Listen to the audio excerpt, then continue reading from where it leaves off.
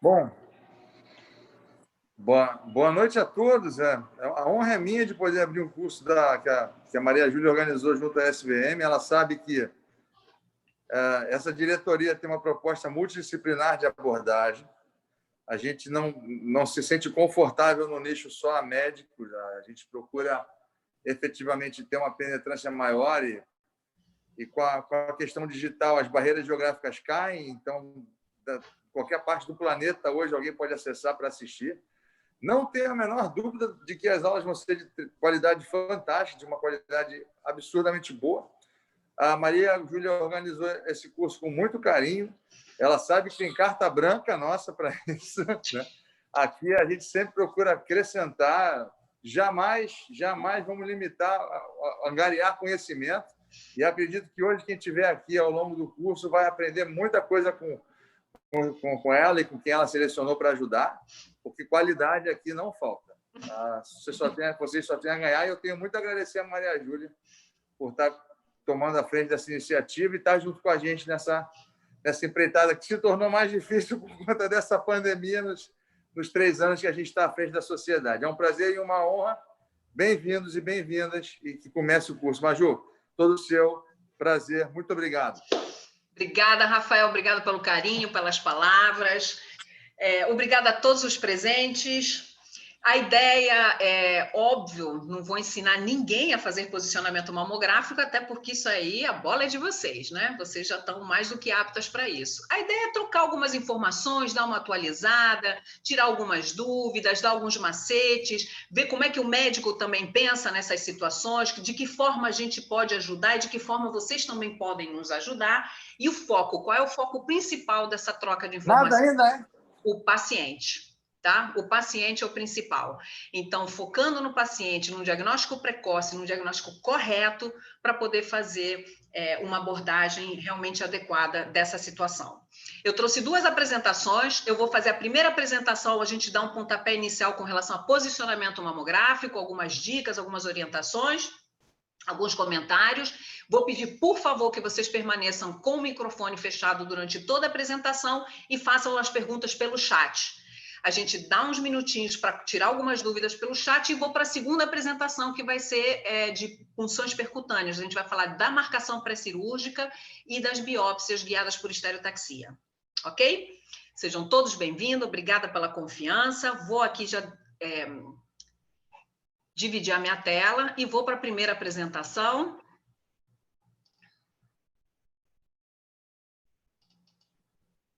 Muito bem. Então, deixa eu tirar isso aqui tudo para não me atrapalhar. E não temos como iniciar de forma diferente, a não ser agradecer, né? Agradecer é a arte de atrair coisas boas. Então, é gratidão a palavra da vez no dia de hoje. Vocês, técnicas e tecnólogas, são fundamentais para um diagnóstico precoce e correto do câncer de mama de uma mulher. Daí a importância da gente estar trocando essas informações hoje. De uma forma em geral, quais são as indicações da mamografia? Nós rastreamos mulheres, ou seja, aquelas mulheres assintomáticas, que não sentem absolutamente na mama, que não têm nenhum sintoma, que elas não percebem nenhuma alteração, e elas vão fazer seu exame de rotina para diagnosticar um câncer impalpável. Temos 2 indicações de rastreio.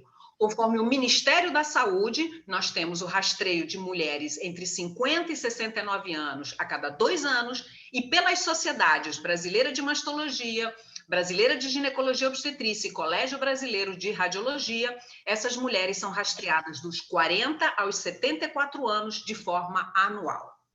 Existem aqui, nessa apresentação nossa de hoje, pessoas de vários locais do Brasil, não é só Rio de Janeiro. Então, assim, com certeza, cada serviço, cada cidade, cada estado tem uma diferença que possa surgir no meio dessa apresentação, mas é de uma forma geral, abrangente, acho que vai ser satisfatório para todas.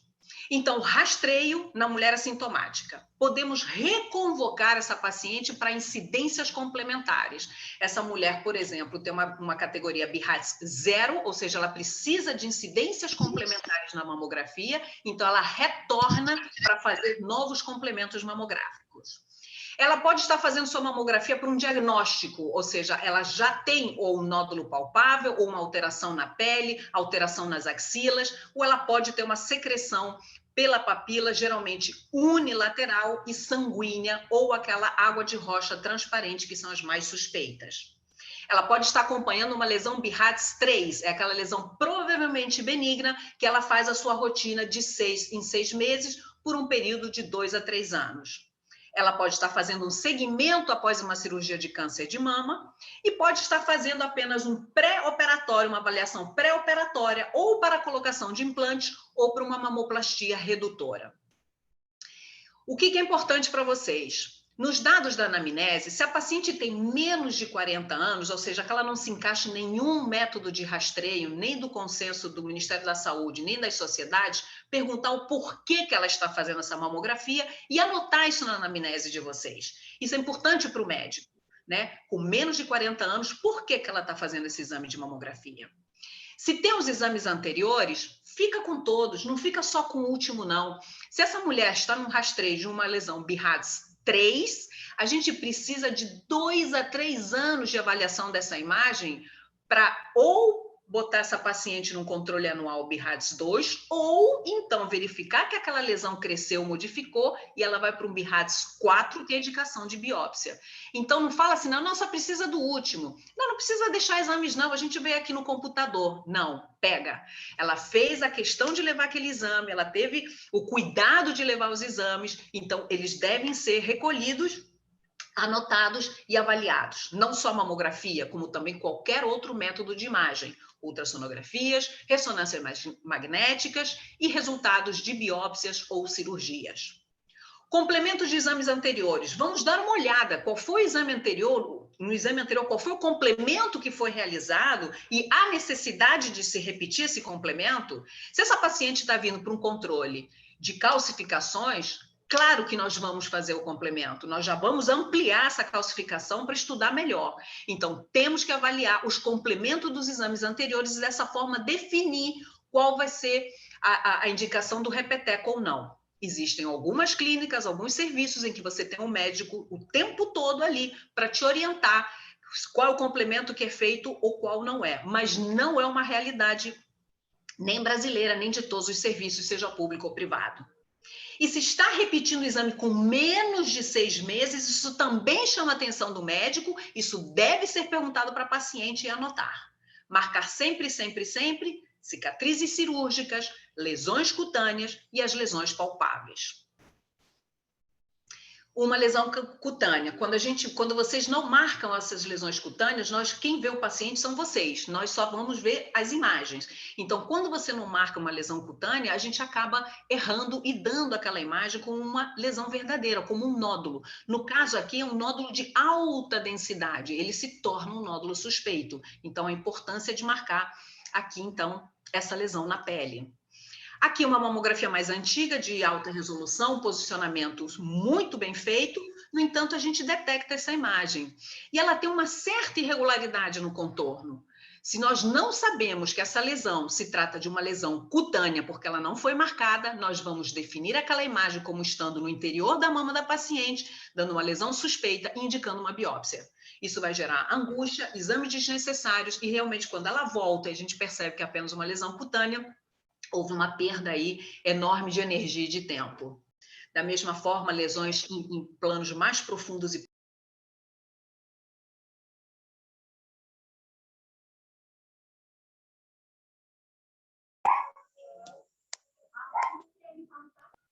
aqui, foi. E lesões marcadas, e lesões desse tamanho, né? Ou seja, são lesões que nós vamos pedir complemento, nós vamos pedir, olha, puxa mais, puxa, faz uma clivagem, puxa mais esse quadrante inferior, e na realidade tratava-se simplesmente de um cisto sebáceo. Existem lesões únicas, como nessa imagem aqui, que se não for marcada também nós podemos definir até como um linfonodo axilar alterado, ela está próxima do prolongamento axilar. Então, essa marcação aqui é fundamental para a gente não dar isso aqui como uma lesão suspeita. E, claro, não podemos esquecer pacientes, não tão comuns, mas a possibilidade de uma neurofibromatose, que ela vai ter uma mamografia completamente alterada, não há a menor condição de se marcar todas essas lesões da mama, mas a descrição desse achado na ficha de anamnese para vocês já fecha o diagnóstico para a gente. Revisão rápida com relação ao posicionamento. Não vou entrar em detalhes, óbvio, vocês já estão carecas de saber quais são as incidências de rotina, crânio caudal, oblíqua médio lateral e várias incidências complementares que podem ser solicitadas, assim como as manobras que podem ser realizadas além das incidências complementares. Para deixar bem claro como é que a gente vai saber a localização de uma lesão nas incidências de rotina. Nós temos a incidência crânio-caudal e se nós fazemos uma linha imaginária da papila, do mamilo, até plano profundo muscular, tudo que está acima dessa linha na crânio-caudal serão os quadrantes externos ou os quadrantes laterais, sempre. Gente, estão me mutando. Carlos, por favor, não me mute. Estou mutada, não. Deste lado, a gente sempre vai padronizar e sempre vai avaliar dessa forma. Mama direita e mama esquerda. Abaixo dessa linha imaginária na incidência crânio-caudal, nós vamos ter os quadrantes internos ou mediais, direita ou esquerda. Quando a gente vai para o oblíqua médio lateral, fazemos a linha imaginária, o que está acima são os quadrantes superiores de mama direita ou mama esquerda, e abaixo dessa linha imaginária, né, seriam os quadrantes inferiores da mama direita ou da mama esquerda. Isso é fundamental para depois a gente saber localizar uma lesão numa marcação pré-cirúrgica. Qual é a importância da manipulação dessa mama de elevar o sulco inframamário no posicionamento da crânio-caudal? Está muito bem exemplificado com esta imagem. Eu não preciso nem falar nada, absolutamente nada. Enquanto aqui a mama ela é simplesmente colocada em cima do buque, as lesões em quadrantes superiores vão se perder na compressão e a gente vai perder esse diagnóstico, essa paciente fica sem diagnóstico. No entanto, quando nós elevamos o sulco inframamário e o buque ele se acopla ali embaixo, realmente nós temos uma compressão maior, há uma maior quantidade de mama e corretamente a gente consegue visualizar essa imagem e diagnosticar esse diagnóstico precocemente. Só que mesmo no posicionamento perfeito numa incidência crânio-caudal, existem algumas áreas que podem ser cegas, como os quadrantes laterais ou quadrantes externos, e algumas situações, o quadrante medial ou quadrante interno. Nesse caso aqui, nós temos um bom posicionamento, há uma área um pouquinho mais densa em prolongamento axilar à direita, e tem uma área um pouco mais densa aqui na crânio-caudal, que não existe na contralateral. O que eu vou fazer? Vou chamar essa paciente, vou fazer uma crânio-caudal exagerada ou forçada para eu visualizar melhor esse terço profundo. E quando a gente vê, está aqui essa área de assimetria que corresponde à área da oblíquo médio lateral e a gente consegue fazer um diagnóstico mais preciso. Da mesma forma, para os quadrantes mediais, os quadrantes internos, onde são colocadas as duas mamas. Então, as lesões de quadrantes mediais, de quadrantes internos, por vezes de difícil visualização na crânio-caudal de rotina, nós reconvocamos essa paciente e fazemos a incidência adicional em clivagem ou crânio-caudal exagerada medial. E com isso a gente consegue avaliar melhor essa lesão. Aqui é um outro caso, são tumores, às vezes, de localização extremamente profunda em prolongamento, em quadrantes superiores, perto do músculo peitoral, que a gente não consegue ver na crânio-caudal, e então a gente puxa essa mama de novo, faz as duas mamas o posicionamento, e a gente consegue avaliar bem essa lesão, que na crânio-caudal teríamos perdido. A incidência, a manobra rolada, rotação, rolada medial ou lateral, também é uma incidência que pode ser utilizada. Nós vamos sempre tentar fazer essa rotação para o lado onde tem menor quantidade de tecido mamário para evitar a sobreposição.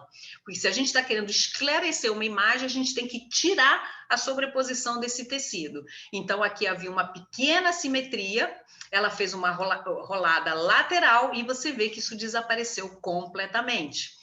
Da mesma forma aqui, paciente com oblíqua médio lateral direita e esquerda, ok, sem nenhuma alteração. Uma área mais densa na crânio-caudal direita, eu vou rolar ela medialmente, porque eu não tenho quase tecido aqui, eu tenho mais gordura, para cá eu acabo com a mama, eu rodo ela medialmente, isso abre completamente e essa paciente ganha um BIRADS 1, um exame radiológico normal, sem maior preocupação. Da mesma forma aqui, posicionamento ok, isso é importantíssimo, isso a gente não vai questionar, então adequado posicionamento, mas a gente vê que tem uma alteraçãozinha, uma maior densidade aqui na crânio-caudal esquerda, que não tem correlação na oblíqua médio lateral, eu vou rolar, vou fazer uma incidência rolada, isso desaparece e novamente essa paciente sai com um diagnóstico normal. Uma outra manobra importante que a gente tem que ter em mente para aquelas pacientes que têm próteses subglandulares, ou seja, que estão adiante do músculo peitoral, adiante do músculo peitoral, sim, a manobra de Ekeland. O desenho já por si só, ele já exemplifica. Ou seja, quando a gente comprime com a prótese, a gente tem uma compressão e uma perda de definição dessa mama e uma menor quantidade de mama para ser avaliada. Então, quando a gente empurra essa prótese contra o tórax, comprime melhor, mais, melhor e maior quantidade. E com isso a gente consegue fazer um diagnóstico melhor.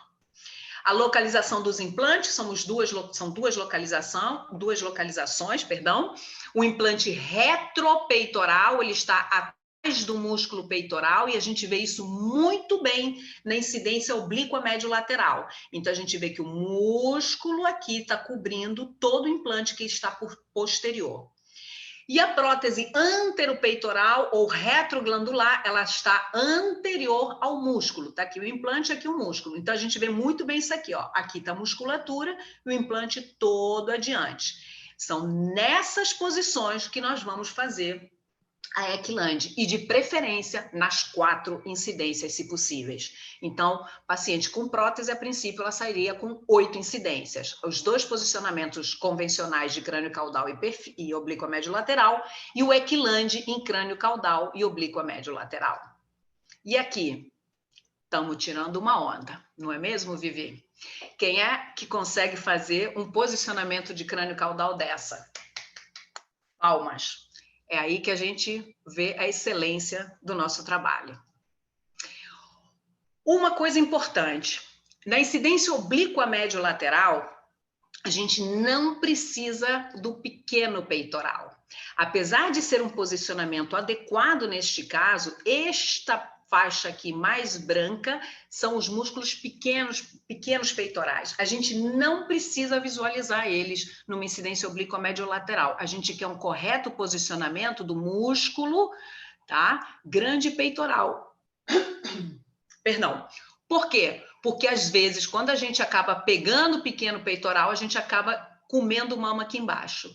Então, cuidado com o posicionamento. Ah, Júlia, mas nem sempre dá. A gente sabe disso. Vai depender muito também do quê? Do tronco da paciente, da distribuição, do tamanho dessa mama, da distribuição da mama com o próprio músculo, né? Isso daqui, o posicionamento está adequado. Mas só para a gente lembrar que o que a gente precisa é a mama bem posicionada e toda ela puxadinha até o sulco inframamário cá embaixo. Existem outras posições, claro, não vou entrar em detalhes, mas, por exemplo, a incidência lateromedial oblíqua. Quando que eu uso isso? Às vezes eu peço para as minhas técnicas fazer isso, elas já me olham com o olho assim meio fechado, uma vai lá para a outra, falo, meu Deus do céu, como é que eu vou fazer? Quando é que eu vou pedir uma incidência dessas? Eu gosto, aí já é uma coisa minha pessoal, claro, gente, mas é uma das indicações. Aquelas mulheres que têm cirurgias conservadoras para o câncer de mama é a cicatriz lateralizada, cicatriz de axila e cicatriz em quadrantes laterais. Eu consigo pegar muito mais mama nesse posicionamento do que no posicionamento da incidência oblíqua médio-lateral. Porque, às vezes, na médio-lateral, a gente acaba escorregando, né? Às vezes, ela escorrega e a gente acaba perdendo toda a cicatriz. E por que que eu quero ver de ver alguma possibilidade de uma recidiva? A maior chance de recidiva numa cirurgia conservadora é no próprio leito cirúrgico. Então, operou de câncer de mama, eu quero ver essa cicatriz por completo. Perfil lateromedial e médio-lateral vai ficar muito na dependência do tipo de imagem que a gente está vendo e o que a gente quer ver. O que a gente sempre tem que lembrar? Quanto mais perto do book a imagem estiver, mais nítida ela estará. Então, quando a gente comprime de médio para externo, a lesão é externo. Quando a gente comprime de externo para interno, é porque a lesão está em quadrante interno, ok? E dessa forma a gente define qual é a melhor posição. No homem, mama masculina, a gente pode fazer crânio caudal, oblíqua médio lateral, mas na impossibilidade de uma crânio caudal, eu sei que vocês sofrem aqui nesse posicionamento, a gente pode lançar mão da caudo cranial, ou seja, roda o tubo 180 e comprime de baixo para cima. Outras indicações de caudo cranial podem ser pacientes com cifose muito acentuada, aquelas vovozinhas, né, que tem aquela cifosezinha que a colunazinha não tem como esticar, ou até se houver alguma indicação, por algum motivo, numa gestante, em que a gente possa usar o protetor, né, de radiação, não é colete não, gente, me fugiu o nome, o protetor no abdômen e roda o equipamento e faz o X para cima, tá? Em mulheres gestantes que por alguma indicação tenham que fazer a mamografia. Manobra angular. O que é hoje em dia uma manobra angular? É uma imagem na oblíqua médio lateral, que eu quero angular o tubo de raio-x para ver se essa imagem modifica. Então, é isso que eu faço. Eu tenho uma areazinha aqui mais densa na oblíqua médio lateral, que eu angulo, ou seja, eu angulei o tubo de raio-x, eu botei ele em 90 graus. Quando eu comprimo de novo, isso desaparece completamente. Mais uma imagem de manobra angular, aqui já numa lesão que havia suspeição cá embaixo. Será que isso aqui é real ou não é? É uma dobra? Então, eu vou tirar um pouco de músculo. Por que na manobra angular é importante? Porque o músculo vem menos plano muscular, eu tenho menos musculatura aqui e consigo puxar mais mama. E quando eu puxo mais o sulco inframamário e consigo ver também lesões bem aqui embaixo, em planos profundos e inferiores. As regiões axilares também podem ser solicitadas, incidências axilares bi ou unilaterais, para avaliação de linfonodos axilares. Aqui são imagens de linfonodos axilares completamente alterados, bilateralmente, né? Nesse caso, aqui unilateral. O que é importante, gente, quando a gente tem linfonodo axilar alterado?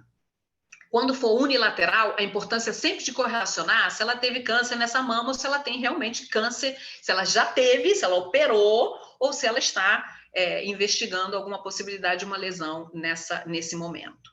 Quando os linfonodos axilares são bilaterais, é muito importante na anamnese dessa paciente saber se ela tem alguma outra doença. Ela pode ter uma doença sistêmica ou até algum outro tipo de câncer que justifique os linfonodos axilares bilaterais alterados. Então, daí da importância sempre dessa troca de informações de vocês com o paciente na sala de exames. Seja uma anamnese prévia e seja uma conversa que vai acontecendo durante a realização do exame, principalmente para aquelas técnicas que disponibilizam de tecnologia digital, que você vai dar o X, vai ver a imagem e tem a possibilidade de você ver aquilo naquele momento e trocar essa informação, fazer essas perguntas que são muito importantes para a gente, porque a gente não vai dar isso como suspeito e vai saber que aquilo está relacionado a alguma outra patologia de base que ela tenha, que pode ser de um HIV positivo, a um lúpus ou uma artrite reumatoide, ou até de alguma outra doença, patologia de câncer, perdão, tipo um linfoma, ok? Então é importante essa conversa com o paciente. Aqui também são 2 incidências axilares, onde a gente vê que tem o quê? Só mama acessória, né? Às vezes a própria paciente já relata, tem essa gordurinha aqui na mama. Às vezes não é só gordurinha, às vezes a gente tem glândula mamária, né? Nos prolongamentos axilares, são mamas acessórias, que foram muito bem posicionados aqui, abordados. Então, a gente vê a mama, a glândula e os linfonodos axilares. Manobra tangencial, manobras, por vezes, também que gera alguma dúvida com relação às técnicas. Isso é quando a gente quer saber se aquela calcificação que a gente está vendo dentro da mama da paciente, ela é real ou se ela é uma lesão cutânea. Porque não seria raro a paciente vir com esta imagem. A gente vai dar essa imagem como calcificação, puntiforme, agrupada, vai dar um BIRADS ou de acompanhamento ou de indicação de biópsia, e quando a gente leva essa paciente para fazer a biópsia, quando a gente vai lá para os cálculos de trigonometria específicos da estereotaxia, a gente vê que aquilo não bate. Quando a gente fica na pele, fica batendo na pele. Você fala, opa, isso aqui não é da mama, isso está na pele. Então, precisamos fazer a manobra tangencial. Nós vamos marcar a área, nós vamos fazer a rotação em direção à pele, comprimir aquela área e sempre em ampliação. Porque, na realidade, a grande maioria das imagens que a gente quer ver nesse sentido são calcificações.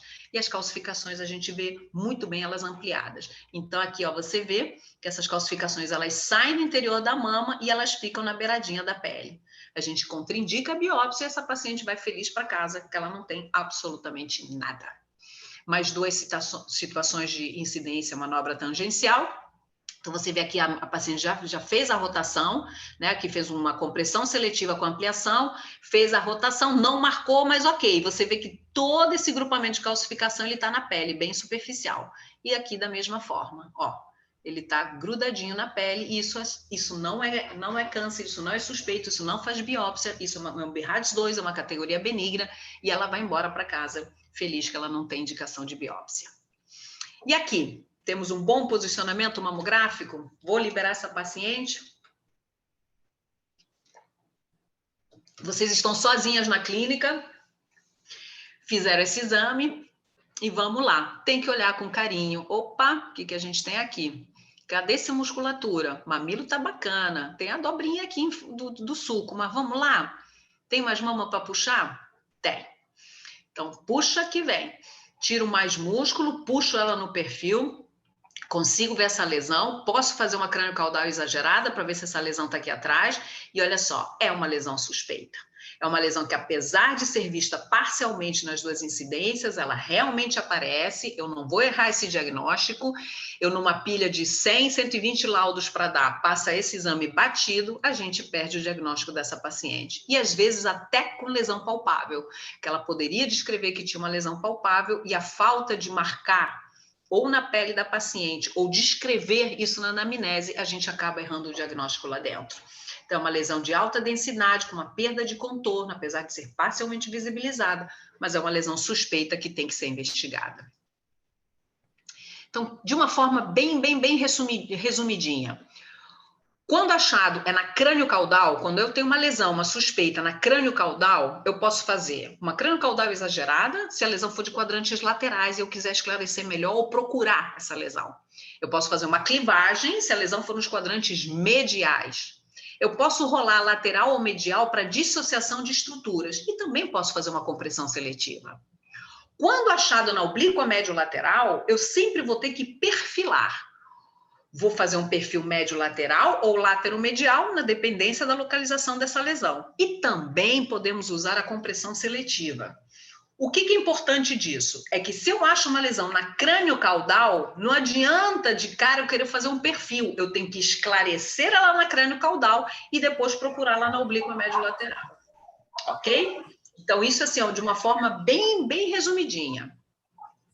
E uma coisa importante, vocês são sempre as primeiras a passarem os olhos, né? Naquela mamografia.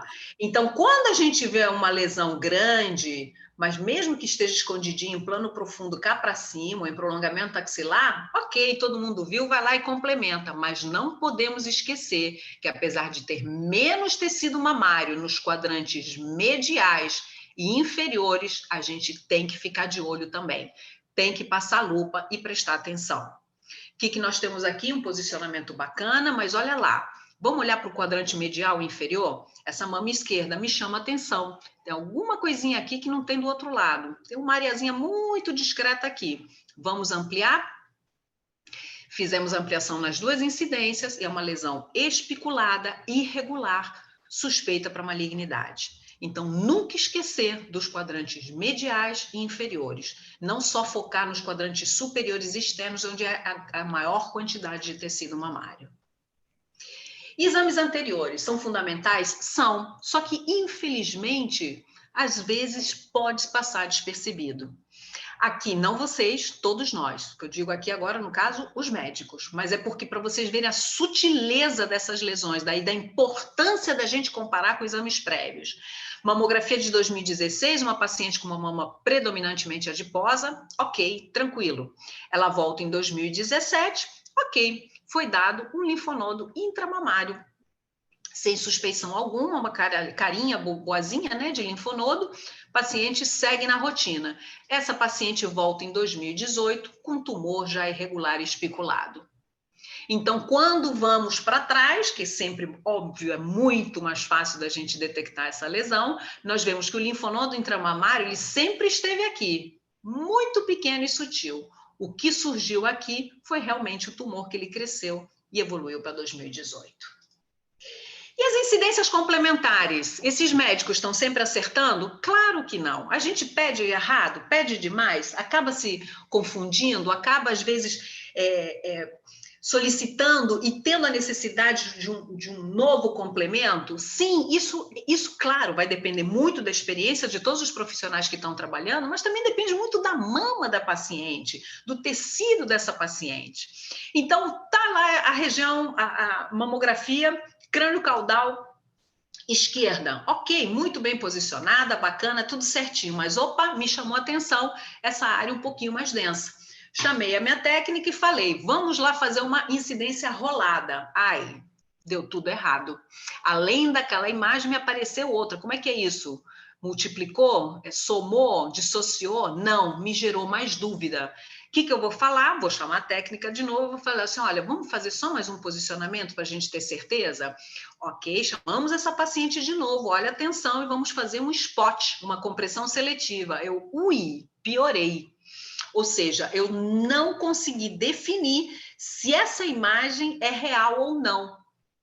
Infelizmente, ou felizmente, chamei essa paciente novamente e falei assim, vamos fazer uma incidência, apesar de estar bem posicionada aqui, mas vamos fazer puxando um pouquinho mais quadrantes externos? Aí, ok. Quando ela foi para os quadrantes, quando ela fez o quadrante externo mais puxado, ou seja, crânio-caudal exagerada, eu consegui abrir essa área, ou seja, ela desapareceu. Então, sim, podemos errar, sim, podemos, às vezes, pedir complementos não desnecessários, mas que às vezes realmente não definem essa imagem para a gente, e daí da necessidade de reconvocar essa paciente para uma nova incidência. Isso daqui não é o nosso dia a dia, mas pode acontecer. E qual é a maior dificuldade nessa situação? É vocês conversarem com a paciente, né? A paciente permitir, se submeter a um novo estudo, porque sempre na cabeça dela é o técnico que errou. Ah, você errou, eu vou ter que fazer de novo, né? Então, o primeiro approach, a primeira troca de informações de anamnese com essa paciente é fundamental para a gente poder ter a colaboração dessa mulher e poder fazer essas incidências complementares a mais. Então, de forma resumida, quando e como complementar? Paciente acompanhamento de imagens categoria 3, provavelmente benigno. Calcificações 3 ou 4, sempre ampliar. Calcificação se estuda na ampliação. Sempre fazendo a incidência do que o exame anterior veio, para a gente poder comparar a mesma incidência, mas sempre fazer em perfil. Por quê? Perfilando, a gente exclui a possibilidade de calcificações em leite de cálcio, que são calcificações benignas, e elas não precisam mais serem controladas. Pós-biópsia a vácuo com clipe de permeio, é importante ampliar essa área. Por quê? Para verificar lesão residual, principalmente quando a indicação foi uma biópsia por microcalcificações. A gente tem que saber se tem calcificação residual ali. Áreas mais densas, a gente pode comprimir, a gente pode rolar, a gente pode perfilar. Imagens vistas numa só incidência mamográfica, a gente tem que procurar nas outras incidências. Imagens novas, que não existiam em mamografias anteriores, a gente tem que confirmar que aquela imagem é real. Paciente operada de câncer, como eu já disse, sempre que possível, incluir toda a cicatriz cirúrgica. Prótese, vamos lá, dá para fazer a técnica de Equilante? Faça nas 4 incidências. Lesões, o que nós temos na mamografia? O que é uma lesão na mamografia? É um nódulo, são calcificações, pode ser uma distorção arquitetural e as assimetrias. Diante dessas imagens, na grande maioria das vezes, a gente acaba complementando. Se a paciente tem alguma retração cutânea de mamilo ou espessamento de pele, isso tem que ser avaliado. Vamos marcar o mamilo, isso realmente retrai? Retrai porque tem retração, ela já tem essa retração, ou quando comprime esse tumor, essa lesão que repuxa. Linfonodos axilares, eu já expliquei para vocês, se bilateralmente alterados, a gente tem que investigar alguma doença sistêmica. E claro, quando o médico solicitar outras incidências complementares, quando vocês tiverem a possibilidade de trabalhar com o médico fazendo câmera clara, liberando as mamografias e solicitando esses complementos. Erros mais frequentes, trocas de nome e identificação, isso é importantíssimo, gente.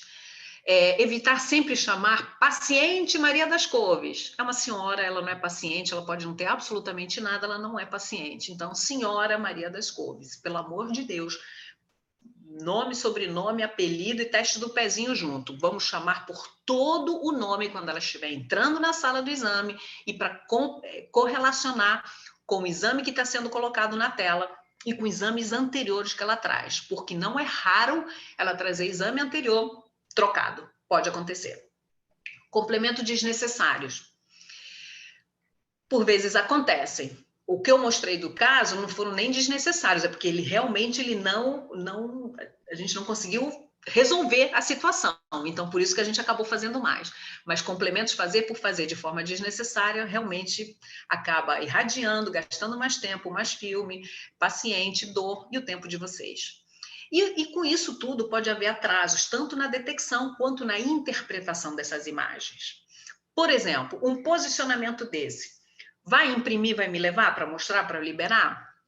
Vocês têm certeza que você vai me mostrar uma dobra dessas? Olha só, gente, eu fiz questão de botar o filme inteiro, tá? Cadê o resto aqui da mama da paciente? Tá bem posicionado isso aqui? Não leva não que eu vou canetar. Vou dar uma canetinha vermelha, ok? Posicionamento é de vocês. Ok? É o que a gente mais exige, posicionamento correto, adequado, para a gente não errar esse diagnóstico. Consequências desses erros, tanto para paciente como para sistema de saúde, seja privado ou público. Solicitação de exames desnecessários, custos, radiação, tempo, porque além dessa mamografia a mais, ela pode ter que fazer uma ultra, uma ressonância, uma biópsia. Sobrecarregamento dos centros de referência de radiologia mamária, então a gente acaba fazendo exames desnecessários e quem realmente precisa não pode entrar. Geração de angústia desnecessária nas pacientes. Gente, hoje em dia o paciente, as mulheres de uma forma em geral, elas são muito bem informadas. Então o BIRADS 3 já gera angústia, o 4 então nem se fala. E atraso nesse diagnóstico do câncer. Errou o posicionamento, ou errou o complemento, a gente não soube correlacionar, a gente acaba errando o nosso diagnóstico. Essa detecção, essa percepção, essa interpretação. Técnica correta na realização dos exames, e aí a gente conta com vocês, esse é o objetivo principal. A otimização das condições de laudo. Aí aqui, gente... Vamos cantar musiquinha, lá, lá, lá, lá, lá, né? Um ambiente tranquilo, baixa luminosidade, evitar múltiplas tarefas simultâneas. Aí eu vou botar aqui do ladinho, sonho de consumo de qualquer serviço de mamografia. Mas a gente foca, batalha para isso. Definição de uma rotina de avaliação. Você tem que ter uma rotina para você não esquecer, para você não trocar, para você não errar. E sempre comparar com o exame prévio. E como é que você melhora a interpretação mamográfica? Para os médicos agora aqui, uso correto do BIRADS, sempre padronizar. Como é que a gente usa de forma correta? Estudando, estudando, estudando. Tem área duvidosa? Detalha. Pede incidência complementar. Não fica com esse exame em cima do muro e fica dando categorias que repete, vamos ver melhor. Esclarece aquela dúvida. O aprimoramento científico dos profissionais, isso é ad eterno, quem escolheu essa profissão será sempre o nosso aí objetivo.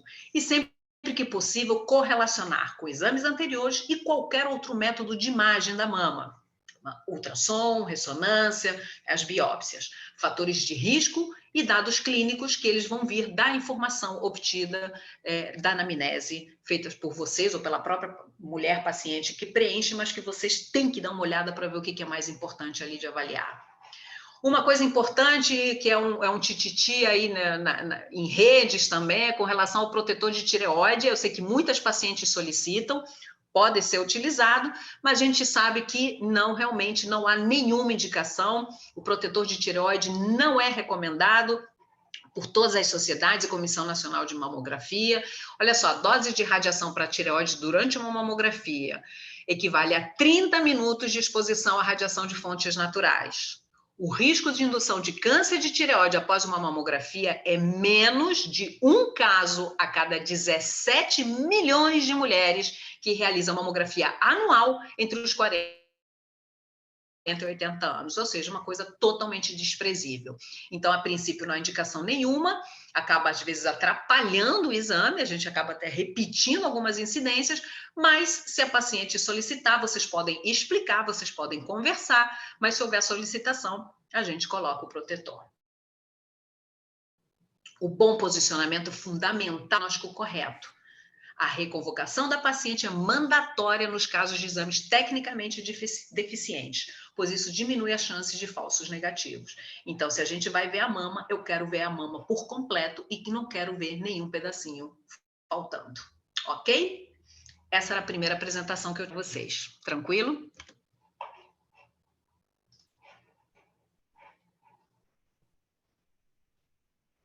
Tudo bem, gente?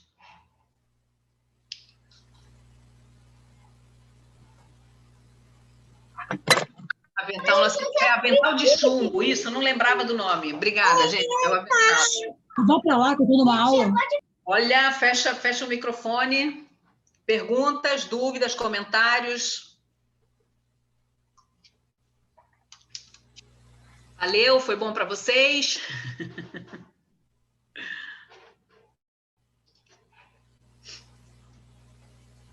Tudo bem, pessoal? Tem uma dúvida?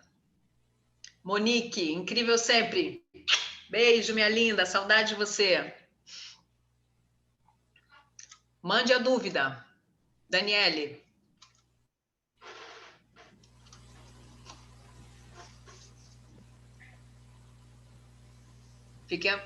Gente, pode teclar, pode perguntar. Eu peço só para ficar fechadinho, realmente só para ficar dinâmica, entendeu? Para a gente ir para a próxima. Também é o seguinte, não quer perguntar agora, quer segurar e perguntar no final, ou vai lembrando, vai pensando e vai, né, tipo, ai, não perguntei aquilo, queria perguntar, tranquilo também, tá, meninas?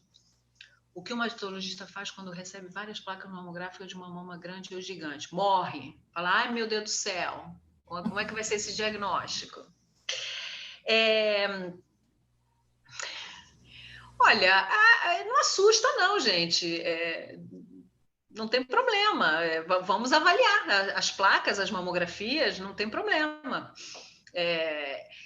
Aquelas muito, muito, muito volumosas, já uma giganto, né? Aquela mama realmente gigante, e às vezes a gente acaba até dividindo, né? Às vezes uma mama faz em 4 incidências, né? Faz quadrantes externos, mamilo, ou seja, eu já vi mamas muito, muito volumosas que acabam fazendo um monte de incidências. Mas ok, se avalia tudo de uma forma adequada.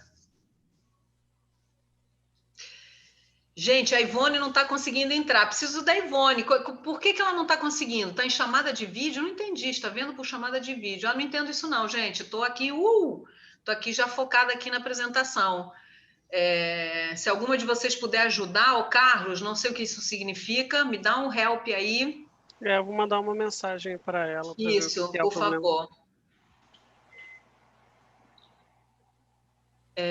Quando uma paciente chega com uma ultra, com BIRAT 5, é isso? Para fazer mamografia. Quando eu faço, vejo uma lesão grande, cheia de microcalcificação, preciso fazer a compressão.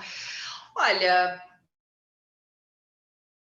Eu acho o seguinte, os complementos, se a imagem ela já está muito nítida, muito escancarada ali, você consegue ver a lesão, você consegue ver bem as calcificações, você está bem posicionado, você consegue avaliar bem essa imagem como um todo, ok. Claro que isso vai depender muito de profissional para profissional. Eu acho que a gente acaba, às vezes, complementando mais naquelas imagens que geram dúvida. Tem ou não tem? É ou não é? Calcificação amplia, é suspeita ou não é? É um nódulo, comprime, desfez, é uma simetria, rolou, não tem? Então, assim, quando gera dúvida, eu acho os complementos muito mais importantes para a gente fechar esse diagnóstico. Porque essa paciente vai de uma categoria 3 para uma categoria 1, normal, se ela não tiver nada no complemento. Numa categoria B5, né, o BIRAD 5, ela já tem ou uma alteração cutânea associada, com certeza, na grande maioria das vezes, esse tumor é palpável, ou ela tem uma alteração axilar. Então, assim, uma complementação ou outra, só se gerar alguma área de dúvida. Se a imagem ela é muito evidente nas incidências padrões, eu, particularmente, não vejo por que complementar. Mas, gente, cada um sabe do profissional que trabalha, né? E se não souber, outra coisa importante, eu sei que tem um tititi lá na clínica, trabalhar comigo, papapá, mas ó, sou tranquilona, só gosto de uma canetinha vermelha de vez em quando, mas pergunta, gente. A gente sempre prefere que vocês perguntem, tira a dúvida, pergunta e faz, do que não faz, e essa mulher vai ter que voltar, vocês vão perder tempo ligando para ela, a médica, ai meu Deus, por que não fez esse complemento? Tá na dúvida, pergunta se você está diante de um profissional que possa te ajudar. Está na dúvida e não tem médico e tem outro técnico, pergunta para o técnico. Eu acho assim, independente de qualquer coisa, o trabalho sempre em equipe. Então, está na dúvida, olha, doutor, tem isso aqui, você acha, preciso fazer de novo? Faço ou não faço? Repete, preciso fazer esse complemento? Eu acho que a conversa é sempre o melhor caminho, para não ter a canetada vermelha depois no final. Que fizeram bariátrica, alguma correlação realmente? Não, o que muda na cirurgia bariátrica, gente, eu tô olhando aqui, Márcia, tu vai vendo aí se eu pular alguma coisa. O que acontece geralmente na cirurgia bariátrica é que a paciente perde muita gordura, né? Ela emagrece muito, então ela perde a gordura mamária também. Então, às vezes, uma mama que era um pouquinho, pode ser maior, mas que tinha uma densidade mais heterogênea, ela fica super densa, porque você perde toda a gordura da mama e a mama acaba ficando mais densa. Então, você tem uma densidade mamária. Se é isso que você quer comentar. Com relação à doença em si, eu acho que não. Eu acho que aí é cada caso um caso, tá?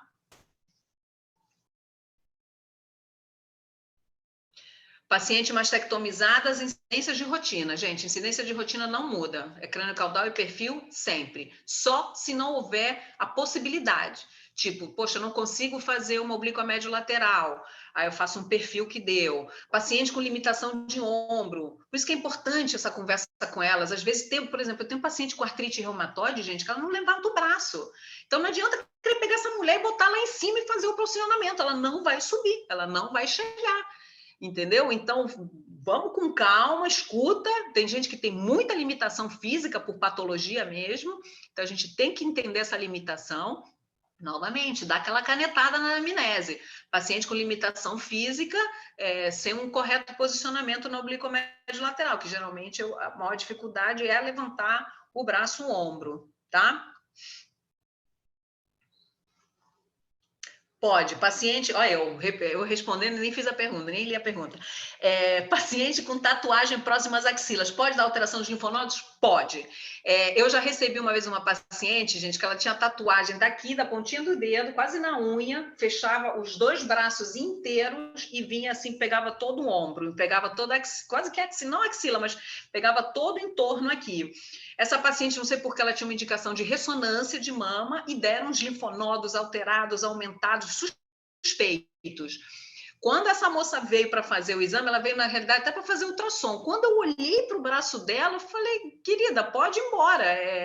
Foi realmente uma coisa reacional dessa tatuagem, ela era muito, muito, muito tatuada, fechado, fechado, fechado. Então, sim, tatuagens extensas, às vezes, podem dar uma alteração reacional de linfonodos. Mas então, assim, viu uma tatuagem gigante, ocupou o braço inteiro? Escreve, paciente com tatuagem extensa naquele braço. Porque aí dá uma luz para o médico que está dando esse laudo. Pacientes com cirurgia com reconstrução na mama contralateral, faz ou não faz a mamografia?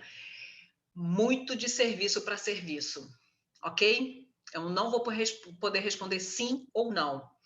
Eu, particularmente, gosto que faça, mas vai depender muito da quantidade de mama que tem, se é que sobrou mama, da posição desse implante, se não tem contratura desse implante, se não tem nenhuma rotação, mas essa resposta vai ser do seu serviço. Se chegar numa situação dessa paciente, você vai ter que perguntar ao serviço no qual você trabalha, doutora, quer que faça mama operada? Ela tem uma reconstrução com implante, faço ou não faço? Aí vai ser muito de serviço para serviço, isso não tem uma padronização aqui no Brasil. Tem pergunta aqui já de biópsia. Luciana, fica para a segunda apresentação que eu vou falar, tá? Com relação às vantagens. Às vezes o complexo areopapilar fica mais espesso. Sim, em que sentido, José? Não entendi. Com relação à mama reconstruída, talvez? Depende, né? Às vezes chega a paciente e se recusa a fazer... Sim, pode ter a recusa da paciente da mama operada. Sim, ok, tem que respeitar, gente. Tem que respeitar, novamente, daquela canetada, né? Paciente se recusando a fazer a mama operada e, assim, se o médico realmente que for desse laudo, ele quer que faça aquela mama, aí é o momento do profissional, do médico ir lá conversar com a paciente. Se não, ok, tranquilo, pode vir até no laudo, tá? Não foi realizado por recusa da paciente aquela mama. Sim, o uso de anabolizantes em homem podem originar a causa de aumento da glândula mamária. Sim. Paciente com silicone atrapalha um bom resultado no exame? Depende. Se for aquele tirando onda, não. Sim, sempre atrapalha um pouquinho, tá, gente? Sempre atrapalha, então por isso que é fundamental a técnica de Aquilande, tá? Isso é fundamental. Minha mão reconstruída, deixamos o complexo laminar, deixamos um pouco mais de tecido. Sim, existe um pouquinho de tecido retroareolar, por isso que eu acho sempre importante avaliar a mama reconstruída, mas aí vai ser de caso a caso, de paciente a paciente, de serviço a serviço, tá? Sobre a mama com implante, faz a manobra de Aquilande? Sim. Não sei se seria da paciente com a mama reconstruída. Se a mama é reconstruída, provavelmente esse implante está retromuscular e você não vai fazer o Aquilande, tá? Geralmente a gente vai fazer o Aquilande naquelas pacientes que têm mama por questões estéticas, né? 2 minutos, gente, que aí eu vou para a próxima. Mais alguma coisa? Paciente com ulcerada, fazemos a mamografia uma vez com exposição de tecido? Olha, vai depender da localização dessa ulceração, né? Mama com tumores já ulcerados, depende. Depende da localização desse tumor, a compressão vai ser difícil, por dor da paciente, por desconforto, é uma paciente que sangra, que tem um odor muito característico, desagradável, às vezes elas não deixam manipular.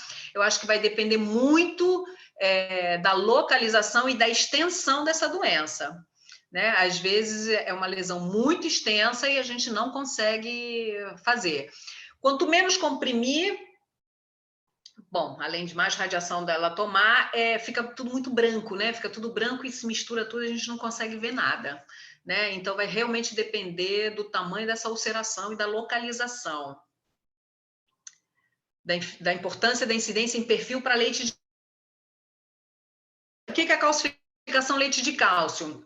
É uma calcificação benigna, que a gente só consegue diagnosticar na incidência em perfil. São calcificações que, quando você comprime a mão na crânio-caudal, elas aparecem todas, né, como sendo calcificações agrupadas suspeitas. Quando você roda e faz o perfil, essa calcificação ela fica deitadinha, ela fica fazendo uma cunhazinha assim. Então, a gente consegue ver essa cunhazinha na incidência ortogonal, né? Ou seja, crânio caudal e perfil. Quando a gente vê a cunha dessa calcificação, a gente tem certeza que aquela calcificação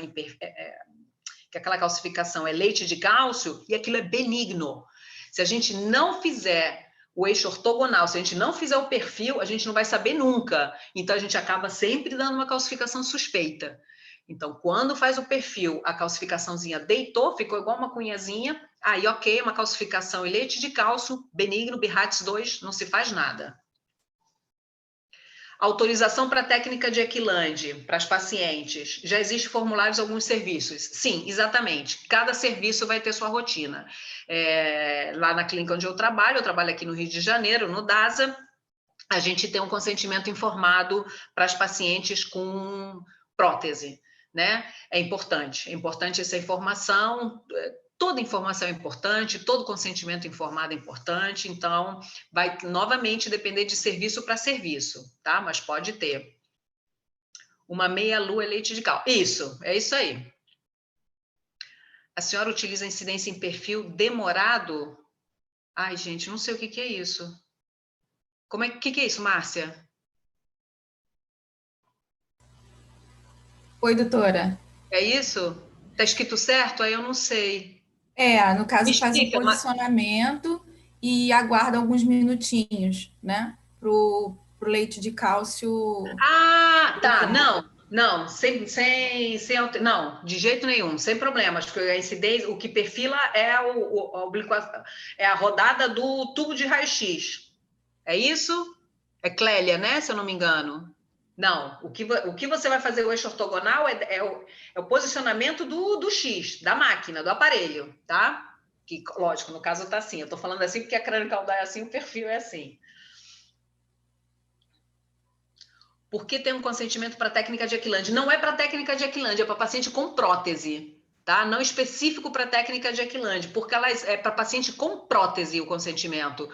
Porque elas acham que rompe, elas acham que roda, elas acham que fratura a costela, elas acham que vai causar dano ao implante. Então, não é raro, né? Já aconteceu, acho que todo mundo tem uma história dessas, da paciente fazer o exame, ela já tem uma ruptura, ela justifica que a mamografia rompeu o implante e que aquela empresa teria que ser responsável pela troca do implante dela, e aí nisso pode rolar um processo, uma questão judicial e um blá, blá, blá. Então, é mais com relação à informação com implante, né? Que pode ser feita a mamografia, que a compressão, o deslocamento do implante, que não vai causar nenhum dano e tudo mais. Tá, ok. Mais alguma coisa? Vamos para a segunda parte? Tranquilo? Qualquer coisa a gente volta se tiver mais perguntas. Tá? Vamos focar agora, a nossa apresentação é mais sobre os procedimentos em si. Então, com suspeita, é a última aqui, tá? Com suspeita de contratura, né? De prótese ou prótese encapsulada. A contratura capsular é um diagnóstico clínico, não tem nenhum método de imagem, não tem mamografia, ultrassom nem ressonância que vai se dar esse diagnóstico. A contratura é um diagnóstico clínico, existem vários graus de contratura. Ou ele vem escrito na solicitação médica, até comum, até, por exemplo, um cirurgião plástico solicitar, ou o próprio mastologista ou gineco. E são próteses duras, então são próteses em que há uma maior dificuldade em realizar a técnica de Equilande. Então nós vamos entender essa dificuldade técnica e, novamente, caneta lá na tua anamnese, paciente apresentando contratura capsular na mama tal, na prótese tal, não foi possível realizar a manobra de Equilande, tá? Não solicito fazer o Equilande depois das manobras, não. Faz direto, porque eu vou ver mais mama na manobra de Equilande. Então, não vou esperar aquela mamografia. As técnicas lá na clínica já vão batido. Elas fazem as 4 incidências e vão direto para Equilande. Tá? Se tiver mais técnicas aí lá da DASA, a gente que trabalha com a gente, se eu estiver falando alguma besteira, por favor, escrevam. Aí é a vez de vocês canetarem agora. Mas eu acho que é isso, eu acho que lá todo mundo sai, a gente vai partir direto para as 8 incidências. Doutora? Sim. Eu acho que para entender um pouco melhor sobre aquela incidência demorada, é porque algumas bibliografias, elas relatam que é importante, né, na hora que fazer a magnificação em perfil, após a mama estar comprimida, aguardar alguns segundos para o leite de cálcio depositar, né? A senhora acha que é necessário realmente aguardar esses segundos? Não tenho experiência, não tenho essa experiência de fazer incidência em perfil, não aguardando e aguardando. Isso eu não tenho essa experiência. O que eu acho o seguinte, até a técnica descomprimiu a mama da incidência crânio-caudal, rodou o aparelho, posicionou a paciente de novo de frente, pegou a mama, comprimiu, já deu. Eu não consigo imaginar mais tempo do que esse para fazer esse posicionamento. Eu não conhecia esse tipo de conduta, mas é uma coisa que a gente pode até tentar um dia ver. Qual é o tempo? Existe qual o tempo de espera? Será que dependendo do tamanho da calcificação, do tamanho da mama, da quantidade de calcificações, existe algum padrão nesse sentido? Porque, na realidade, a gente só sabe que é leite de cálcio depois que faz. Que a gente sempre está ampliando calcificação. A gente está ampliando calcificação, que calcificação é suspeita, né? Se for aquela calcificação benigna, não vai fazer complemento nenhum. Se você está indo fazer um complemento de uma calcificação suspeita, você já vai fazer a crânio-caudal e perfil. Só depois que você faz o perfil que você sabe que é leite de cálcio. Então, não sei essa resposta. Outra coisa, gente, vocês perguntam, se eu não souber, eu vou falar não sei, tá? E não tem o menor problema de eu falar não sei.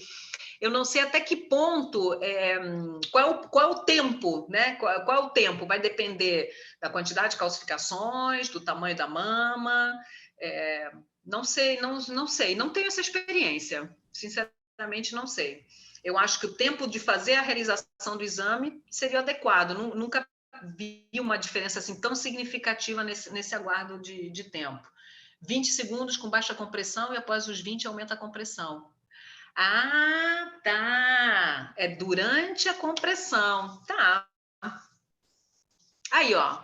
Quero uma dessas lá na clínica agora. Quero que façam assim um dia, porque eu quero ver. Pode ser? Vamos fazer, gente? Quem tiver aí, topa? Numa quinta-feira. Eu fico quinta lá na clínica, vamos fazer uma dessas. Tá bom? Boa, adorei. Obrigada pela explicação. Vou testar e mando depois a mensagem aí para vocês, tá bom? Vou para a segunda apresentação.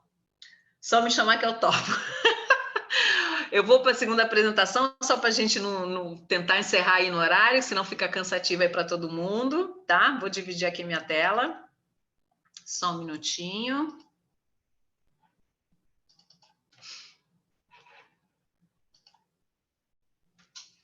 Mais um golinho de água.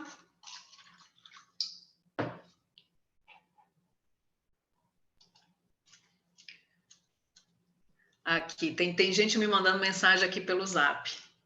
É bom ver mesmo, hein? Olha só, vamos lá. E me socorre aqui qualquer coisa, Ivone.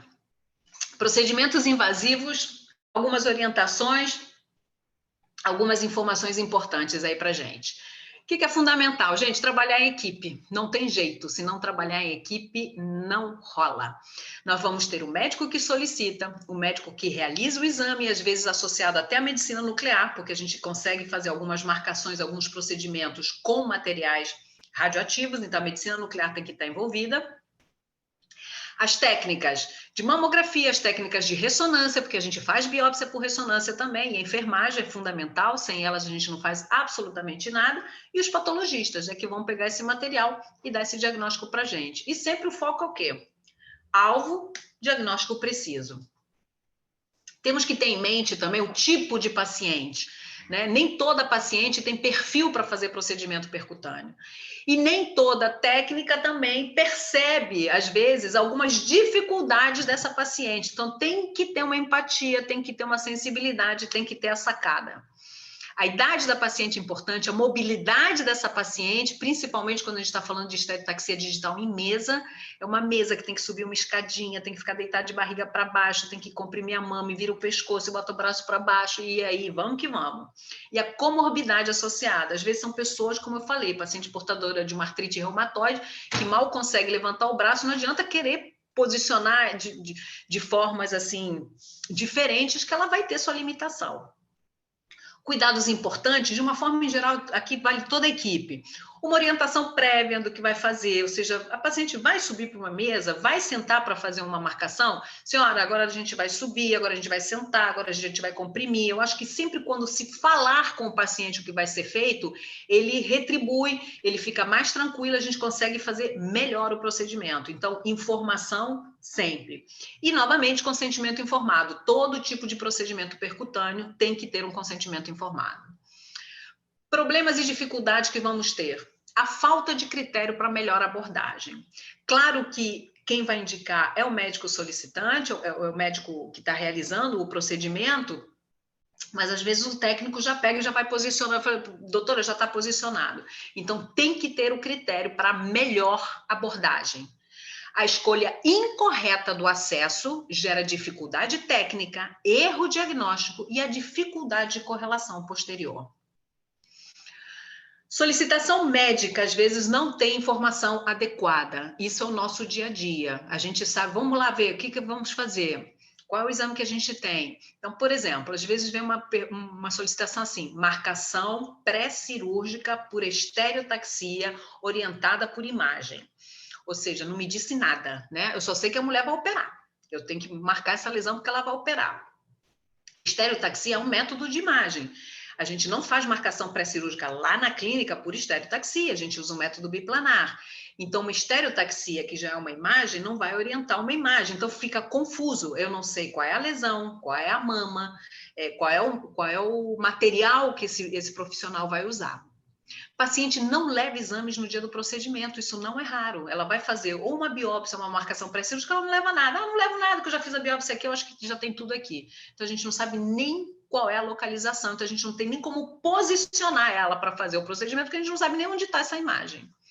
Pacientes que têm clipe pós-biópsia a vácuo, e ela sem exames para correlacionar a posição do clipe e a lesão inicial. Por quê? Porque pode acontecer a migração do clipe. Então, assim, a gente tem que saber onde está esse clipe, a gente tem que saber qual foi a imagem que foi abordada, porque se esse clipe migrar, o que nós vamos marcar? Então, a gente precisa ter essas informações para, quando na dúvida, liga para o médico solicitante, fala assim, olha, o clipe migrou, eu vou marcar na topografia inicial dessa lesão. Ou aí o colega vai dizer, não, eu quero que você marque os dois, eu quero que você marque o clipe e a lesão. Então, essa informação é importante. E, novamente, orientação ao paciente com relação a procedimentos e materiais que serão utilizados, porque eles têm medo de tudo. Eles têm medo da radiação, elas têm medo dos clipes, elas têm medo do fio, elas têm medo do sangue, etc, etc, etc. Quando a gente fala clipe e material radioativo, meu Deus do céu, tudo pode acontecer. Marcação pré-cirúrgica. A marcação pré-cirúrgica, o acesso deve ser o menor caminho entre a pele e a lesão. Então, a gente sempre vai utilizar a incidência onde a gente entrar menos, onde a gente trabalhar menos com essa agulha. Então, vão ser sempre os trajetos paralelos à parede torácica e não oblíquos ou perpendiculares. Então, como está aqui bem exposto no desenho, ou eu vou entrar por cima, ou por baixo, ou pelas laterais. Nunca de forma oblíqua e nunca perpendicular ao tórax, ok?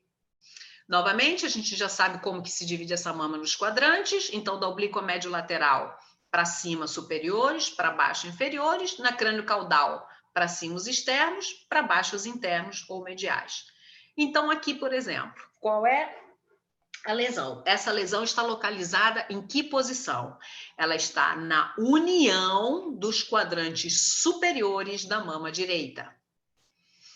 Ela está na união dos quadrantes inferiores da mama direita. Estou botando nódulos, óbvio, fictícios, né? Estou escolhendo aqui só para a gente saber a nomenclatura que a gente vai utilizando. Esta lesão aqui, ela está na união dos quadrantes externos ou mediais da mama esquerda. Ou seja, porque eu sei que ela está externa, está lateral, mas ela está na união desses dois quadrantes, superior e inferior. Então, ela está na união dos quadrantes externos laterais. União dos quadrantes internos ou mediais da mama esquerda.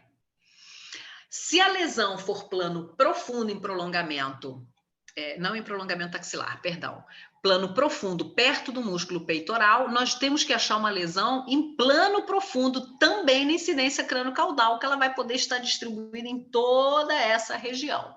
sendo lateral ou medial. Daí da importância da gente saber essa incidência prévia, para saber o que vai marcar.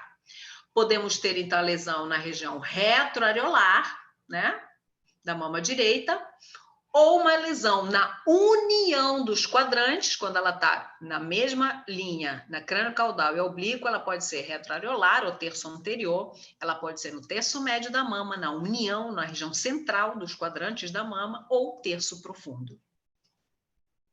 Ok? Uma outra coisa importante, a gente pode ter duas lesões. A gente pode ter duas lesões numa mesma mama, sendo em quadrantes iguais ou quadrantes diferentes. Então, quando a gente vai fazer uma marcação pré-cirúrgica, a gente tem que saber qual é a localização. Se aqui na crânio-caudal e no perfil eles estão no mesmo quadrante, ok? São duas lesões no mesmo quadrante, se diz que é uma multifocalidade. Se eu tenho duas lesões na crânio-caudal, ó, pertinho, facinho, vou botar 2 fios aqui. Não, o que acontece? Eu tenho uma lesão é superior e a outra é inferior. São quadrantes diferentes. Eu tenho uma multicentricidade. Então, não vou poder marcar essas duas lesões da mesma forma. Uma eu vou marcar por cima e a outra eu vou marcar por baixo. Aqui é uma correlação importante para quando vai fazer tanto a marcação pré-cirúrgica quanto a biópsia por estereotaxia, de como que a gente vai visualizar essa rotação dessa imagem, do oblíquo a médio lateral para o perfil. Né? É assim que o feixe vai, de raio-x, e vamos botar uma lesão que, independente dele ser quadrante superolateral, quadrante região central, ou quadrante superomedial, que na crânio-caudal vai ser muito bem vista, como que vai ser a projeção dessa lesão quando a gente rodar, ok? Então, se a gente está no oblíquo a médio lateral, para o quadrante superolateral, ele vai ficar como superior. Para aquela região central na crânio-caudal, ele vai ficar numa região central no perfil. E para aquela lesão em quadrante superomedial, essa imagem ela desce no perfil. Ok? Então, a gente vai ter essa diferença de posicionamento, e isso tem que estar na cabeça, isso já tem que ser matemático. Quando a gente faz a incidência em crânio caudal, ok, elas vão estar todas na mesma direção, não vai haver modificação. A modificação, ela será quando a gente fizer a rotação dessa mama. Formas de se fazer a marcação pré-cirúrgica, né? O método biplanar. São em compressores específicos, existem de várias formas, de vários formatos, existe o alfanumérico, existe de bolotas grandes, de bolotas pequenas, bolotinhas com alfanumérico, ou seja, ele vai dar a localização para a gente. Então, nós já vamos escolher o tipo de incidência inicial para fazer essa marcação. O que eu posso fazer nessa marcação no método biplanar? Eu posso usar um fio metálico, que é o mais comum, que a gente mais utiliza, o ROL, né, que a gente utiliza material radioativo, aquele líquido que a medicina nuclear injeta, ou então a semente de iodo 125, que também vem a medicina nuclear injetar. Algumas situações específicas com cada método. O fio metálico é o mais comum, é o que todo mundo já conhece. Então, o que nós temos? Temos uma agulha, tá? Essa agulha geralmente tem 10 ou 12 centímetros, ela é marcadinha aqui, ó, ela é toda numeradinha, de centímetro em centímetro, para a gente saber quanto que a gente vai entrar na mama da paciente.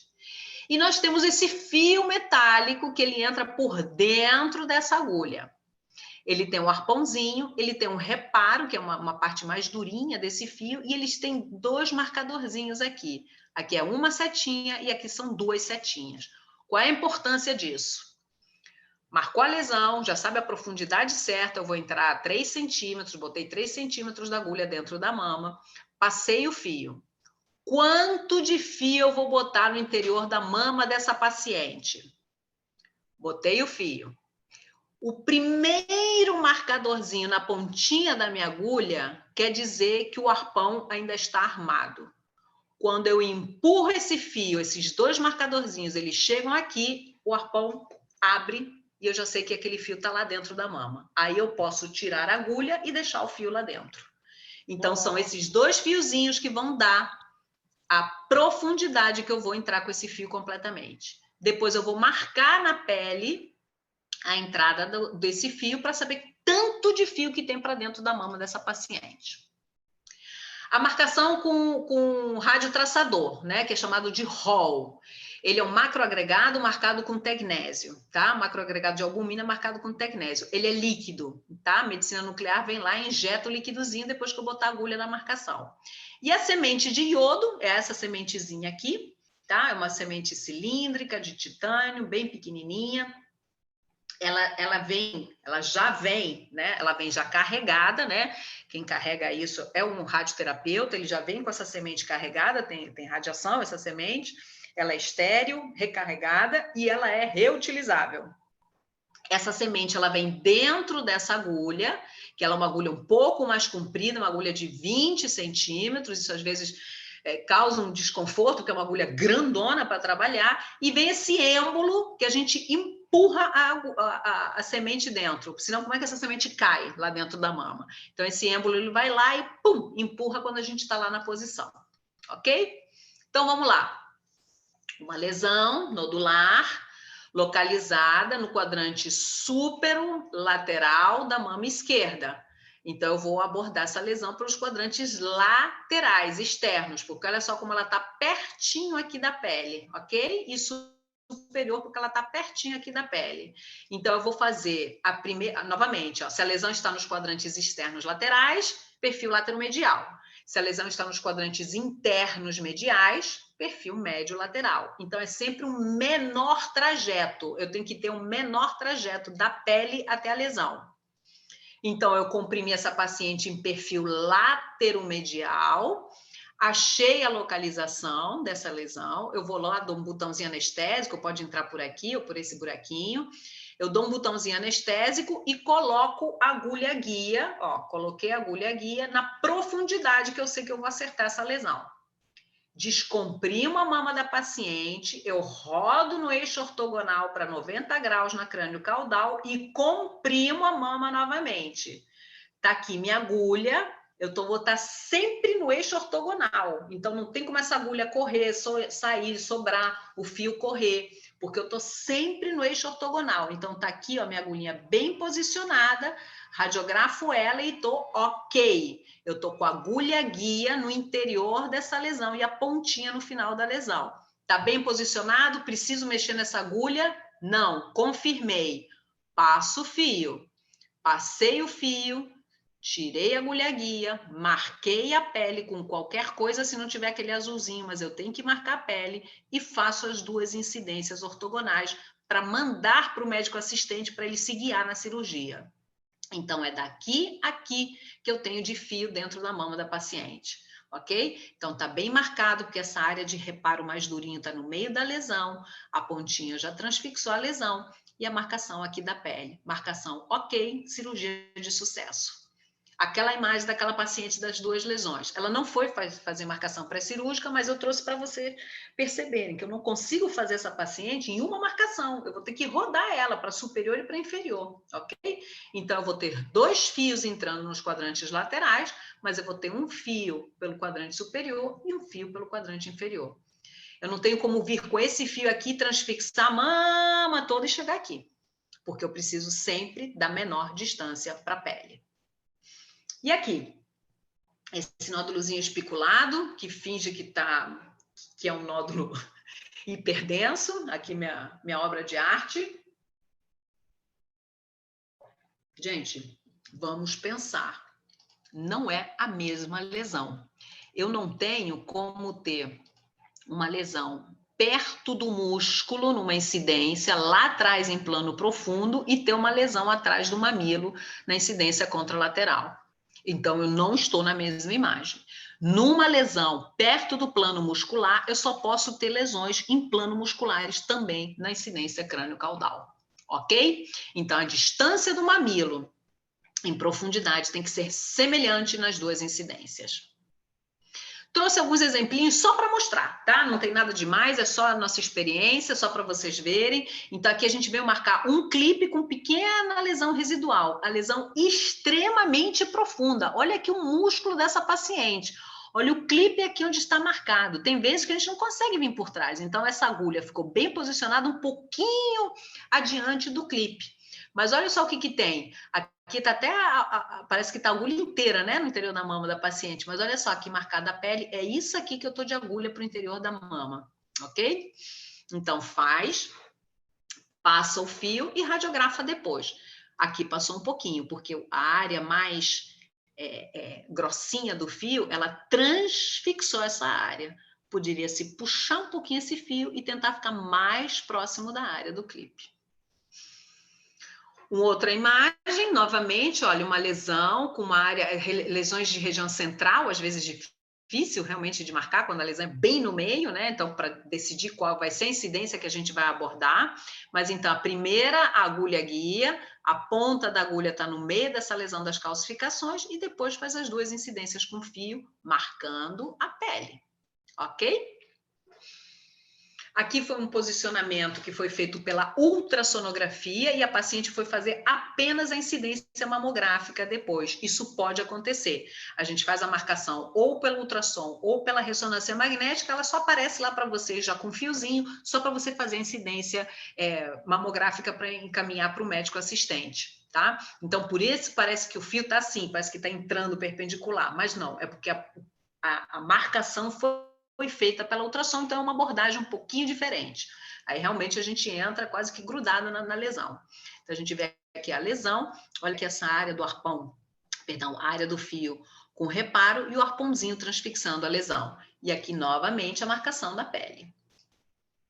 Novamente um clipe extremamente profundo de marcação, são marcações difíceis de posicionar, de vocês posicionar essa paciente no mamógrafo, tá?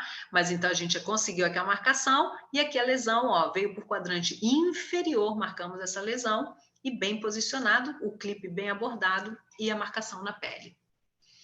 Uma lesão extremamente profunda, também difícil de marcar, mas olha só, muito bem acessada, com marcação aqui cutânea, olha o tanto de fio que tem para dentro da mão dessa paciente. Quando a gente descomprime essa mão, a gente vai quase que segurando ela até o centro cirúrgico para esse fio não correr.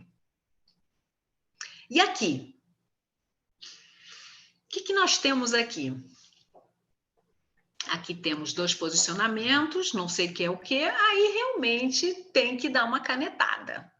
Qual é o perfil? Cadê o peitoral dessa paciente? Cadê a marcação do fio na pele? Porque aqui, quem recebe um exame desses, aí vai dizer assim, quanto de fio tem? Onde é que está esse fio? Claro que ele vai ver o fio para fora da paciente, mas a gente perde a noção, né?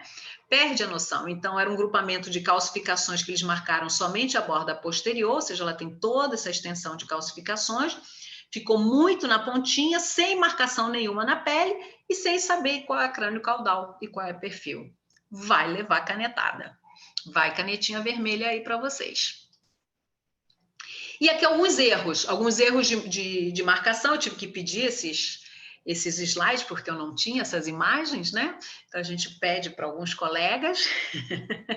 Essas imagens são aulas antigas, anteriores, são slides até da doutora Eliette Canella, mas erros, as falhas de marcação. Então, você vê uma lesão em quadrante medial, né, terço profundo, o fio entrando aqui quase pelos quadrantes laterais. Esse fio teria que vir aqui por debaixo. Olha esse aqui, então. A lesão em quadrante inferior, o fio está transfixando a mama inteira dessa paciente e o fio teria que estar vindo aqui por debaixo, né? Uma distância muito menor. Isso aqui, para o médico operar, gente, é um desastre. É um desastre. Ele acaba tirando muito mais tecido mamário, ele tem uma dificuldade muito maior. Então, a marcação correta é fundamental para o sucesso da cirurgia. E o que pode acontecer também? Olha só, a lesão está aqui, olha o tanto que transfixou esse fio. Né? Se puxar demais isso aqui quebrar, vai ficar um pedacinho do fio dentro da paciente. Mas olha só, dificuldade também, porque o colega não sabe quando que ele chega nessa lesão. Às vezes essas imagens a gente não consegue ver. Às vezes no ato cirúrgico a gente não consegue visualizar, principalmente, por exemplo, quando são calcificações. A gente não vê calcificações na peça cirúrgica. Então, é muito difícil de ter certeza que você retirou a área. Aqui, da mesma forma, esse fio transfixou completamente a mama da paciente, isso aqui está completamente dentro, e depois foi bem posicionado e realmente abordou bem essas calcificações. É muita dificuldade técnica para o profissional que está operando. E quando não chega na área, da mesma forma. né? Quando não chega, ou seja, ele opera até a ponta, ele não sabe o tanto que ele vai ter que retirar mais de mama. Gente, vamos lembrar, essa paciente está com a mama comprimida em pé. No centro cirúrgico, ela está com a mama solta e deitada em decúbito dorsal. Então, a dificuldade técnica que se gera uma marcação dessas é absurda, tá? Semente, tá? Semente de iodo, então vocês veem que é uma agulha muito comprida, então a gente realmente tem muito cuidado durante o procedimento. A gente pode fazer com paciente com prótese, ó, sem problema nenhum. Então tá aqui a sementezinha bem posicionada, tá aqui, ó, o êmbolo, né? Ó, o êmbolo por dentro, que vai empurrar a semente quando a gente já confirma o posicionamento. Claro que essa semente não está dentro do implante, ela está sobreposta em função da mamografia em si, mas ela está corretamente posicionada. Então, mais aqui um outro caso. Então, aqui a sementezinha, que é a lesão espiculada, né? Aqui a borda do implante, sem problema nenhum, marcada. E aqui, para vocês verem também uma marcação com o ROL, que é também material radioativo, era essa área marcada. O que se faz? Se injeta o ROL e depois eles injetam ar pela mesma seringa. Por quê? Porque se por acaso o material radioativo ficar na agulha, né? Se ela fica na agulha, esse material não vai para dentro da mama da paciente e o médico não consegue detectar esse material radioativo no centro cirúrgico. Então, sempre se injeta ar e às vezes faz essas formações mais escuras, que é da injeção do ar. Atualmente, a gente, para confirmar que o material radioativo está dentro da mama da paciente, ela obrigatoriamente vai para a cintilografia e faz uma imagem para mostrar a captação do material ali que está ok no interior. Peça cirúrgica, às vezes vocês podem receber a solicitação de de um raio-x de peça cirúrgica. É importante fazer, vocês veem a correlação. Então, aqui a gente tem toda uma peça, a mama, olha aqui o tumor, né, que foi marcado, e aqui novamente, olha a mama dessa paciente e aqui o tumor no meio dessa lesão, no meio dessa peça, tá? Então, a gente pode radiografar com agulha, com fio, com semente, com clipe, com semente e clipe. Olha aqui, o fio já transfixando muito bem posicionado, tá? Olha aqui, o clipe migrou um pouquinho, mas ele veio até aqui, a calcificação está aqui na beiradinha do fio, ok? Isso aqui eu trouxe para vocês para mostrar que não é que a radiografia vai dizer se tirou a lesão por completo ou não. Quem vai dizer que tirou por completo ou não é o patologista que vai avaliar. Na dependência que essa peça é colocada na mamografia, no mamógrafo, ela pode rodar, então ela pode ficar mais na beirada, mais central, mais para cima e mais para baixo. A gente sabe hoje em dia que tem alguns serviços que têm a tecnologia de fazer o raio-x da peça dentro do centro cirúrgico, não se utiliza mamógrafo, e faz lá e tem uma qualidade de imagem maravilhosa, que esse caso é essa peça aqui, ok? Muito bem, encerramos a marcação pré-cirúrgica, vamos falar um pouquinho da estereotaxia. A estereotaxia nada mais é do que uma localização, é a localização de uma lesão tridimensional. O que ela nos possibilita? O cálculo dos 3 eixos, principalmente o eixo Z, que é a profundidade. Porque quando a gente faz a marcação pré-cirúrgica, a gente tem a crânio-caudal e o perfil, e eu sei quanto que eu vou entrar na mama da paciente. Na estereotaxia, eu vejo a imagem, mas eu não sei quanto que eu vou entrar com essa agulha lá dentro. Então, quem vai me dar isso são essas coordenadas da estereotaxia, que nada mais é que contas matemáticas e trigonométricas da angulação dos tubos de mais 15 e menos 15 graus, padronizados na maioria dos equipamentos. Daí se faz um cálculo automático e ele me dá a profundidade que eu vou entrar. A estereotaxia, gente, não é um método de biópsia, ele é um método de orientação, é um método de guia, de saber como que eu vou marcar, ok? E não é sinônimo de marcação pré-operatória. Tem muita gente que acha, vou fazer uma estereotaxia, quer dizer, marcação pré-operatória. E não é. Ele é um excelente guia para core-biópsia e biópsia a vácuo. Para marcação pré-cirúrgica, principalmente com fio metálico, ela não é ideal, alguns serviços utilizam, mas ela não é ideal. Por quê? Porque eu nunca estou no eixo ortogonal. Se eu comprimo assim, eu entro assim. Se eu comprimo assim, eu entro assim. Então, quando eu descomprimo esse fio, puxa, ele corre. Então, a possibilidade de fazer uma migração desse fio é muito maior, ok? No eixo, na marcação biplanar, eu estou sempre no eixo ortogonal. Então, se eu apertei assim, eu marco assim. e vice-versa. Então, esse efeito sanfona, esse efeito esponja aí, não vai acontecer nunca. Opa! Essa daqui é um dos tipos de mesa de estereotaxia digital, né? Então, a paciente, ela fica deitada, ela pode deitar com a cabecinha para cá ou com a cabecinha para cá, vai depender aí que tá. Ela já sobe na escadinha, ela deita, bota a maminha nesse orifício. Então, assim, já para saber para que lado que ela vai deitar, a técnica já tem que saber para que lado que ela vai abordar essa imagem, ok?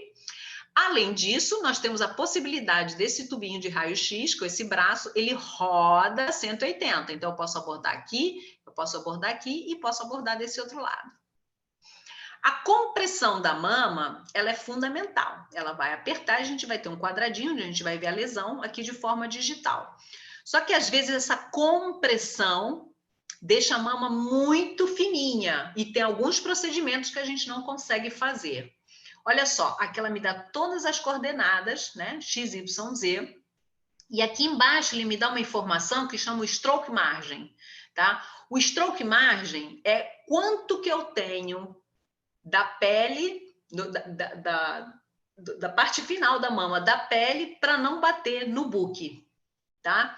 Então, é muito, muito pequena. E, às vezes, a gente não consegue colocar a agulha aqui dentro, porque, às vezes, o tamanho da agulha é maior do que essa espessura da pele, da mama da paciente.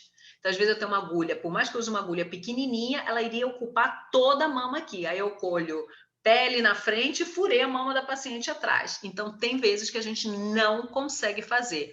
Como é que a gente sabe isso? Fazendo, colocando ela na mesa e testando. Isso daí não dá para saber antes. Você está dando laudo de mamografia, você não vai saber se você consegue fazer ou não. Porque a gente vai lançando técnicas e manobras, comprime um pouco menos, roda um pouquinho, faz um outro posicionamento. E a gente lança a mão também aqui, por exemplo, quando a lesão é muito profunda, muito lá perto da axila, da paciente, além da mama, vir com o braço por dentro desse orifício e tentar dessa forma conseguir abordar. Esse posicionamento, com certeza, é extremamente desconfortável para a paciente. Então, a gente pode fazer coribiópsia e pode fazer biópsia a vácuo por estereotaxia. Então, só para ilustrar aqui, a pistolinha da core, então aqui a paciente, então a gente tem só esse quadradinho da imagem, que são aqui os quadradinhos de mais 15 e menos 15 graus.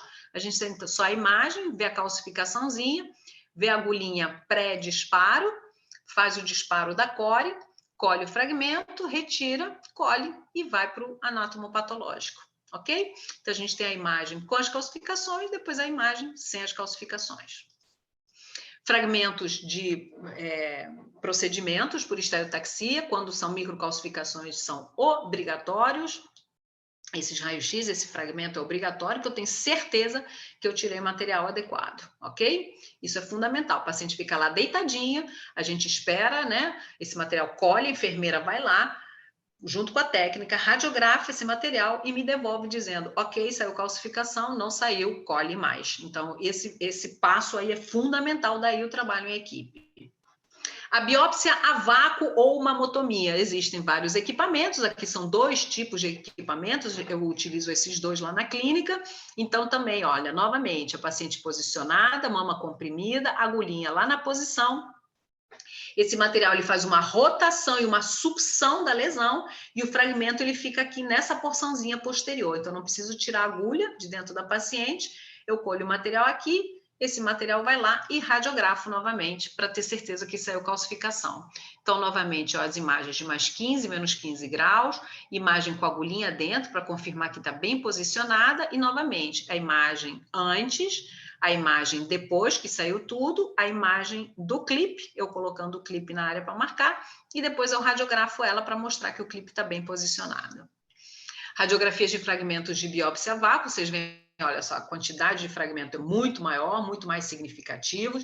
Às vezes a gente tira muito material, mas apenas em 2 fragmentos a gente tem um número maior de calcificações, ou então a gente pode ter esse tipo de imagem aqui, que é sonho de consumo para quem faz procedimentos e para um resultado muito melhor para o paciente que está sendo submetido a esse exame. Os clipes são inúmeras formas, tamanhos, apresentações, depende do fabricante. Não tem melhor e pior, é importante ter o clipe, né, para a gente poder marcar, mas olha só o tamanho desse clipe, realmente se ele cai no chão a gente perde, não consegue mais ver. né? E são as imagens que a gente tem depois de todas essas apresentações. Tem cadeadinho, tem lacinho rosa, tem cilindro, tem triângulo, tem sem uzinho, tem de todas as formas que possam ser utilizados.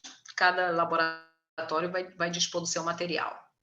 E para encerrar, gente, queria falar só um pouquinho sobre tomobiópsia, que já existe no Brasil. Aqui no Rio de Janeiro existem 2 centros que fazem. E o que vem a ser? Vem a ser o sonho de consumo da doutora Maria Júlia no futuro, poder trabalhar com tomobiópsia. É uma tecnologia que é uma evolução da estereotaxia, ou seja, a aquisição da imagem em tomossíntese, né? E o que faz? E quando que está indicada? Está indicada da mesma forma, ou seja, todas as indicações de biópsias por estereotaxias podem ser realizadas no equipamento de tomobiópsia, tá? E naquelas imagens vistas somente na tomossíntese, também podem ser realizadas por essa técnica. São aquelas imagens que são vistas apenas uma incidência, como a tomossíntese ela vai fazer angulação, né? O tubo de raio-x vai rodar, então eu tenho aquela imagem visualizada por todos os ângulos, eu consigo ver melhor. A visualização da imagem é melhor, porque houve uma evolução significativa nos detectores dessa imagem. Então, eu consigo ver melhor a imagem do que nas estereotaxias atuais. O campo de visão é maior, porque você lá, quando você comprime, lá na estereotaxia convencional, você só tem isso. Na tomossíntese, além disso, você tem o restante de toda a mama, tá? E você tem muito mais facilidade de abordar lesões profundas, superficiais e mamas pequenas, que eu vou mostrar por quê. A tomobiópsia, você tem equipamento acoplado ao mamógrafo, você faz a biópsia sentada, ou você faz com a paciente deitada, igual a nossa mesa, e a paciente e a médica trabalhando por debaixo. Já, por exemplo, na tomobiópsia, esse apoio do braço, ele já vem no próprio equipamento, ou seja, a gente não precisa fazer nenhuma adaptação. Então, aqui que eu falei da vantagem. Primeiro, é tudo cálculo totalmente automático. Você pode comprimir a mama pela frente, olha só o buraquinho, né? Eu estou comprimindo por aqui. E a tomobiópsia me possibilita, quando a espessura da mama comprimida é muito pequenininha e eu não consigo abordar pela frente, o que eu vou fazer? Eu rodo o tubo e eu entro pela lateral. Então, olha a qualidade de imagem, olha o tamanho dessa imagem. Se eu tivesse na outra, eu ia ter só esse pedacinho aqui para olhar essa lesão. Aqui eu tenho a lesão e toda a área em volta. Então, esse cálculo é todo automático, ele me diz a ponta onde ela está, a chanfradura, quanto que eu entro, quanto que eu tenho de mama, quanto que eu comprimo, quanto que eu não comprimo. Ou seja, é tudo muito, muito, muito automático. E a gente, então, vê essa visualização da agulha. Ó. Agulha antes, né, da colocação, que você pode dar o disparo, e agulha depois para colher. Um outro casinho de tomobiópsia, então um grupamento de microcalcificações, olha a nitidez, olha a qualidade dessa imagem, porque às vezes a gente pena para tentar ver calcificação, né? Equipamentos que são mais antigos, isso aqui é o que tem de modernidade. Então você tem essa qualidade de imagem, você pode fazer angulação mais 15 ou menos 15 graus, mas você não precisa, porque você já adquiriu essa imagem em tomossíntese. Então, tá aqui a calcificação, eu vou botar agulha, vou colher, não preciso tirar agulha em momento nenhum, eu vejo tudo em tempo real, quer dizer, tempo real assim, dei o X eu vejo, né, lógico, mas eu digo muito mais rápido, tem muito menos exposição para paciente, muito menor a dose de radiação e a minha visualização é muito mais rápida, então fui lá, colhi, já passei o clipe, já veio o clipe e já liberei, então um procedimento muito mais rápido, com uma qualidade de imagem melhor e uma precisão melhor. Finalizando então, a importância sempre da concordância da imagem e do procedimento. Não é só fazer, a gente tem que ver se realmente a gente fez no local correto. E isso faz parte, novamente, toda a equipe ali.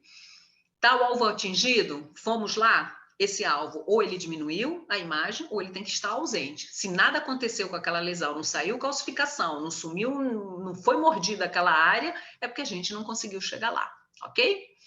Intercorrências acontecem, principalmente o mais chatinho é o sangramento excessivo, que pode acontecer, tá? O material macroscopicamente adequado, hoje em dia as nossas enfermeiras não precisam nem piscar, eu só falo assim, posso terminar? Posso encerrar? Material ok? Elas podem, então elas falam assim, colhe mais 2, ou elas falam, não, esse material está muito sanguíneo, colhe um pouquinho mais, ou seja, então essa troca com essa equipe ela é fundamental. Raio-X do fragmento, calcificações. Hoje em dia, a gente ainda pede para esse material ser levado até o mamógrafo e ele estudado com ampliação e a gente certifica. Mas tem equipamentos que você pode radiografar essa peça dentro da sala de biópsia. E o controle do clipe, ou seja, coloquei o clipe, tirei a paciente, deixei ela no gelinho, eu vou lá fazer os 2 posicionamentos ortogonais para saber se o clipe está na posição, se teve alguma migração ou não, e se o procedimento, então, está todo adequado. Daí a importância, novamente, da equipe trabalhar em conjunto. Dúvidas? Esses são todos os meus contatos. Tem muitas já que a gente já troca figurinhas, mas deixo aqui mais contatos. Estou à disposição. Perguntas, dúvidas, vou tirar agora, vou parar de dividir a tela para a gente poder ver.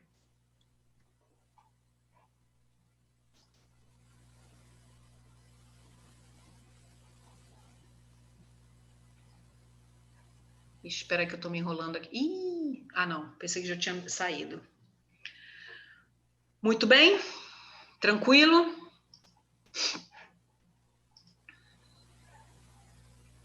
Foi, não foi? Vou beber uma aguinha, gente, enquanto vem aqui.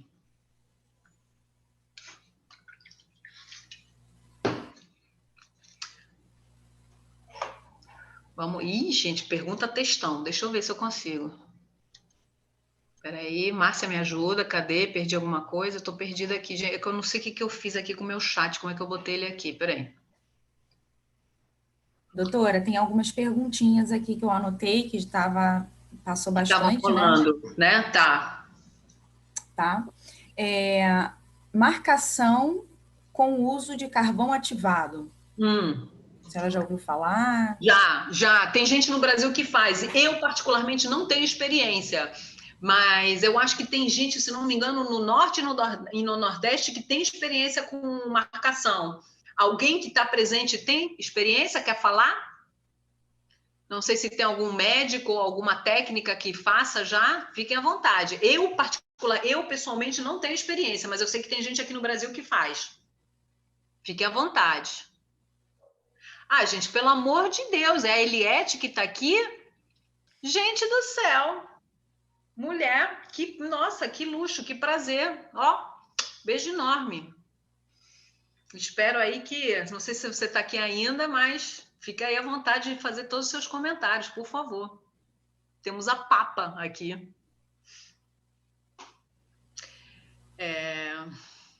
Qual o critério que se usa para fazer rol ou marcação? O rol, gente... Desculpa, Márcia, depois você me segue, porque caiu para mim aqui. Eu estou nessa pergunta aqui agora. O rol é uma forma de marcação pré-cirúrgica.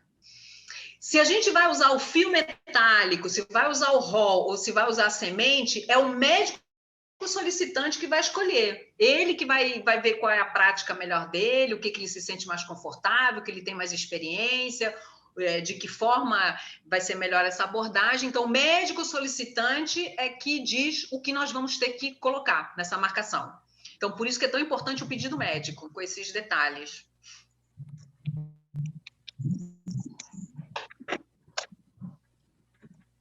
Ih, gente, estou fazendo besteira aqui, peraí. Estou mexendo.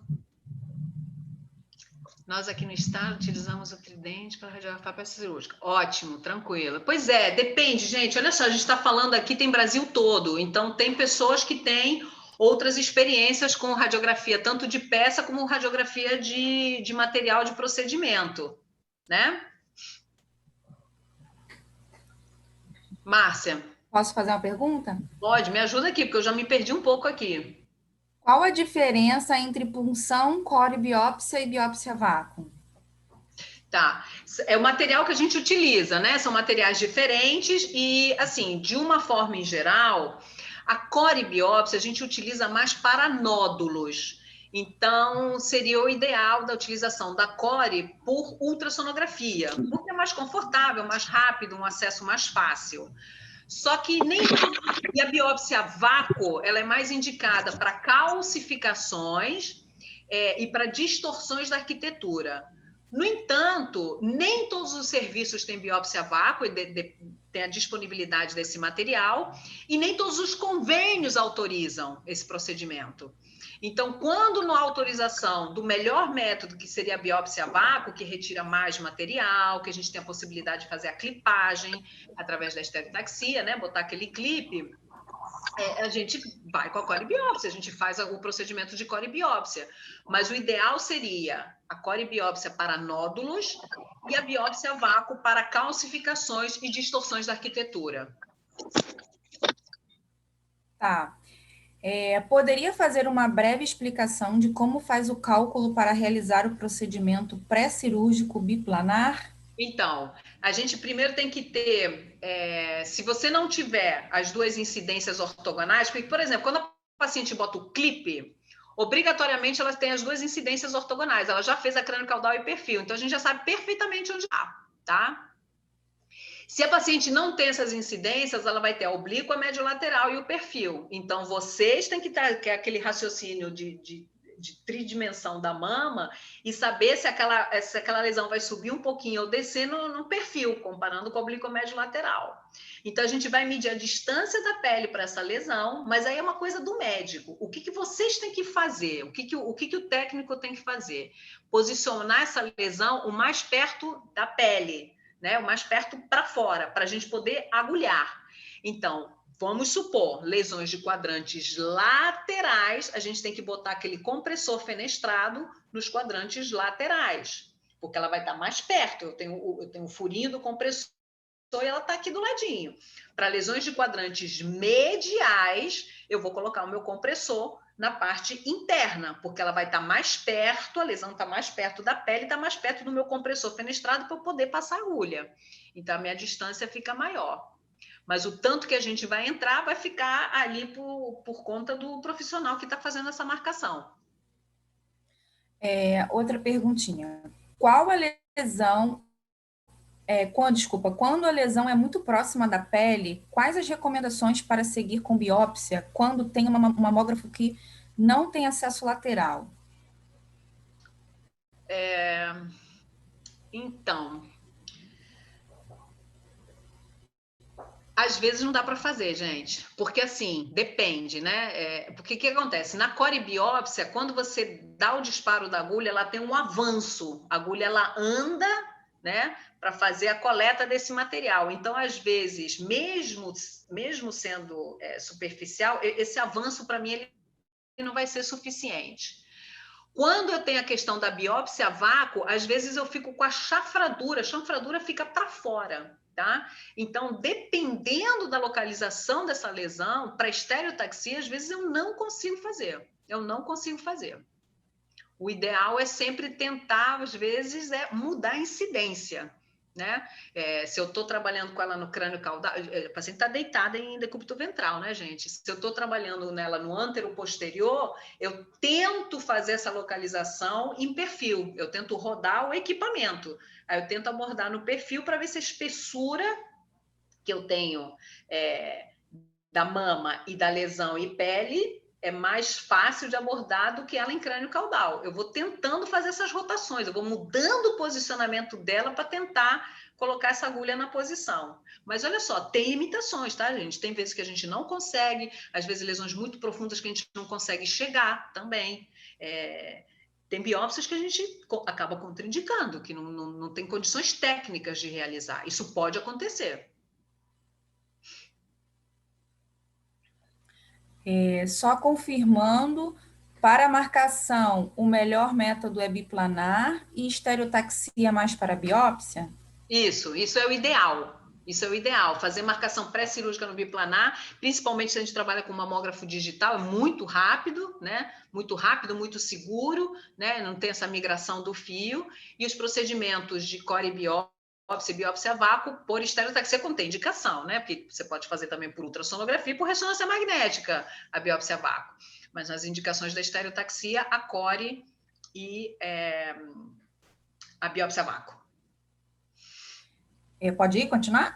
Pode, quer dizer, acho que sim. Qual tipo de biópsia é mais indicada para distorção? Biópsia a vácuo. Biópsia a vácuo e coloco o clipe para marcar, porque é uma área difícil de ver, é uma área difícil de avaliar após o procedimento. Biópsia a vácuo.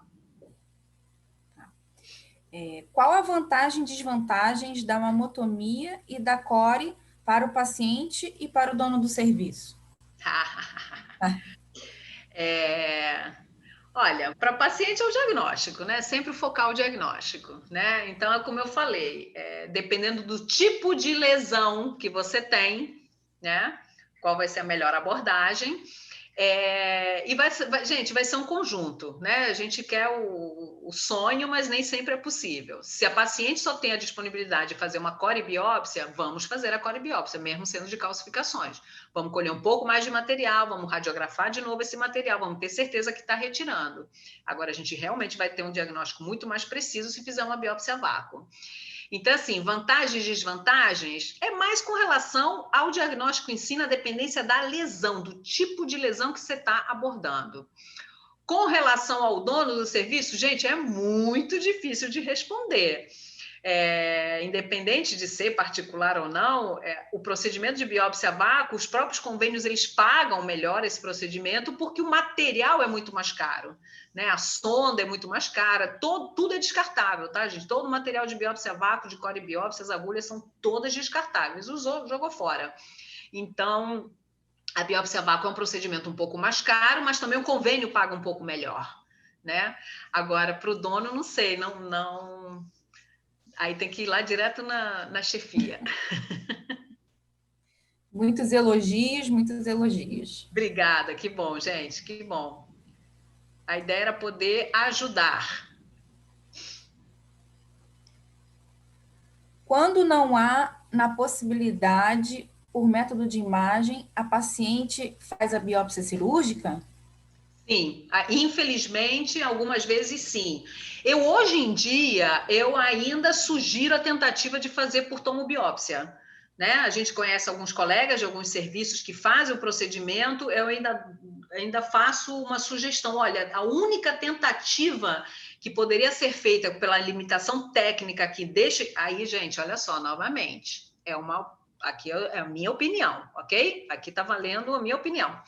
Se eu não conseguir fazer o procedimento por limitação técnica, uma sugestão que eu posso dar para aquele colega é tentar fazer o procedimento por tomobiópsia, pelas facilidades que a gente tem dessa abordagem em mamas menores, em lesões mais superficiais, ou seja, tem essa facilidade, né, com uma qualidade de imagem melhor.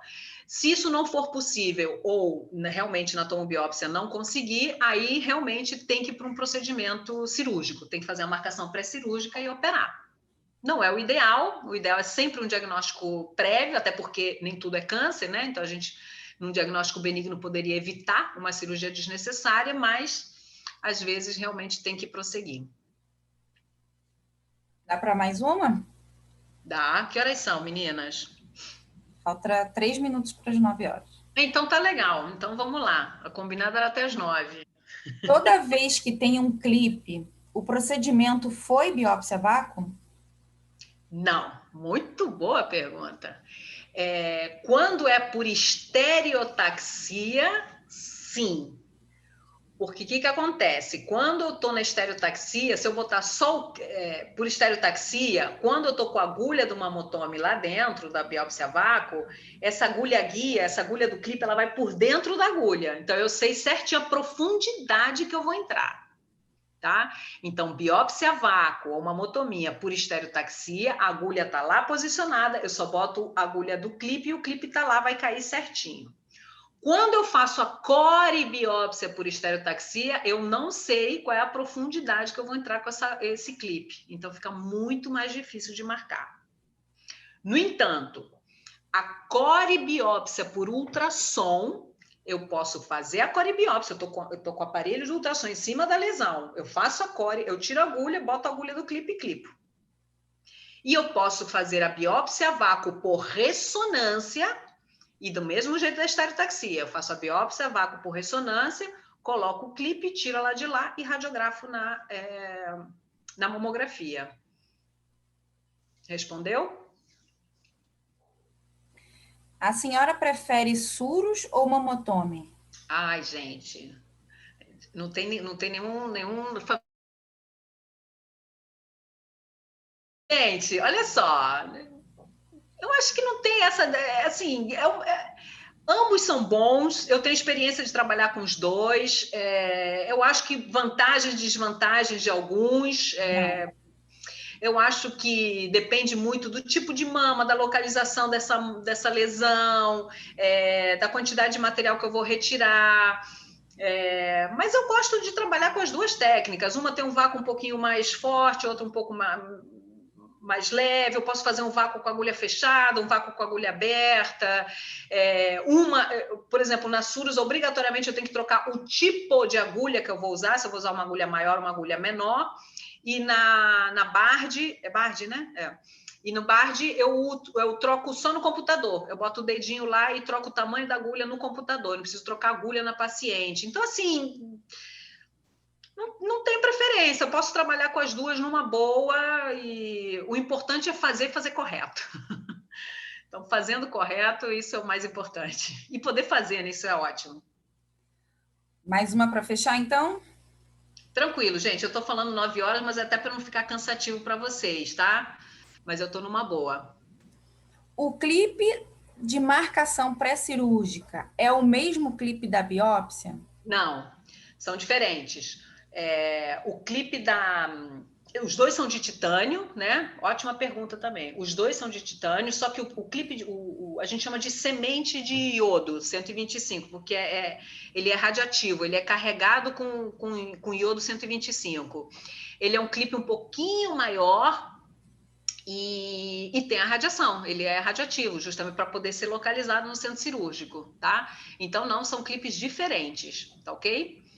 O clipe da marcação pré-cirúrgica é semente de iodo 125, e o clipe de pós-biópsia é clipezinho, clipe de titânio. Os dois são de titânio, só que eles têm... um é radioativo e o outro não é. Estão perguntando se a aula vai ser gravada, se tem como rever a aula, aonde a gente pode rever. Está sendo gravada. Ela pode ser revista no YouTube da Sociedade Brasileira de Mastologia Regional Rio. No canal da SBM Rio. Isso. Fala aí qual é o canal, por favor. Lá no canal da SBM Rio. Lá da SBM Sociedade Rio. Isso, SBM Rio é o canal, tá? No canal do YouTube SBM Rio, sim. Pode fazer mais pergunta? Pode, gente, é com vocês.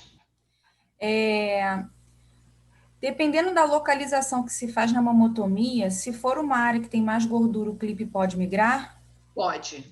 O clipe pode migrar em áreas de maiores gorduras, o clipe pode migrar quando tem um sangramento intenso, né? Porque forma um hematoma, então às vezes ele pode ficar dentro desse hematoma, e quando o hematoma reabsorve, ele pode reabsorver um pouco distante da área que foi feita a biópsia. Sim, 2 situações que podem migrar. O curso terá certificado? Só depois de passar ali, eu quero ver uns posicionamentos antes.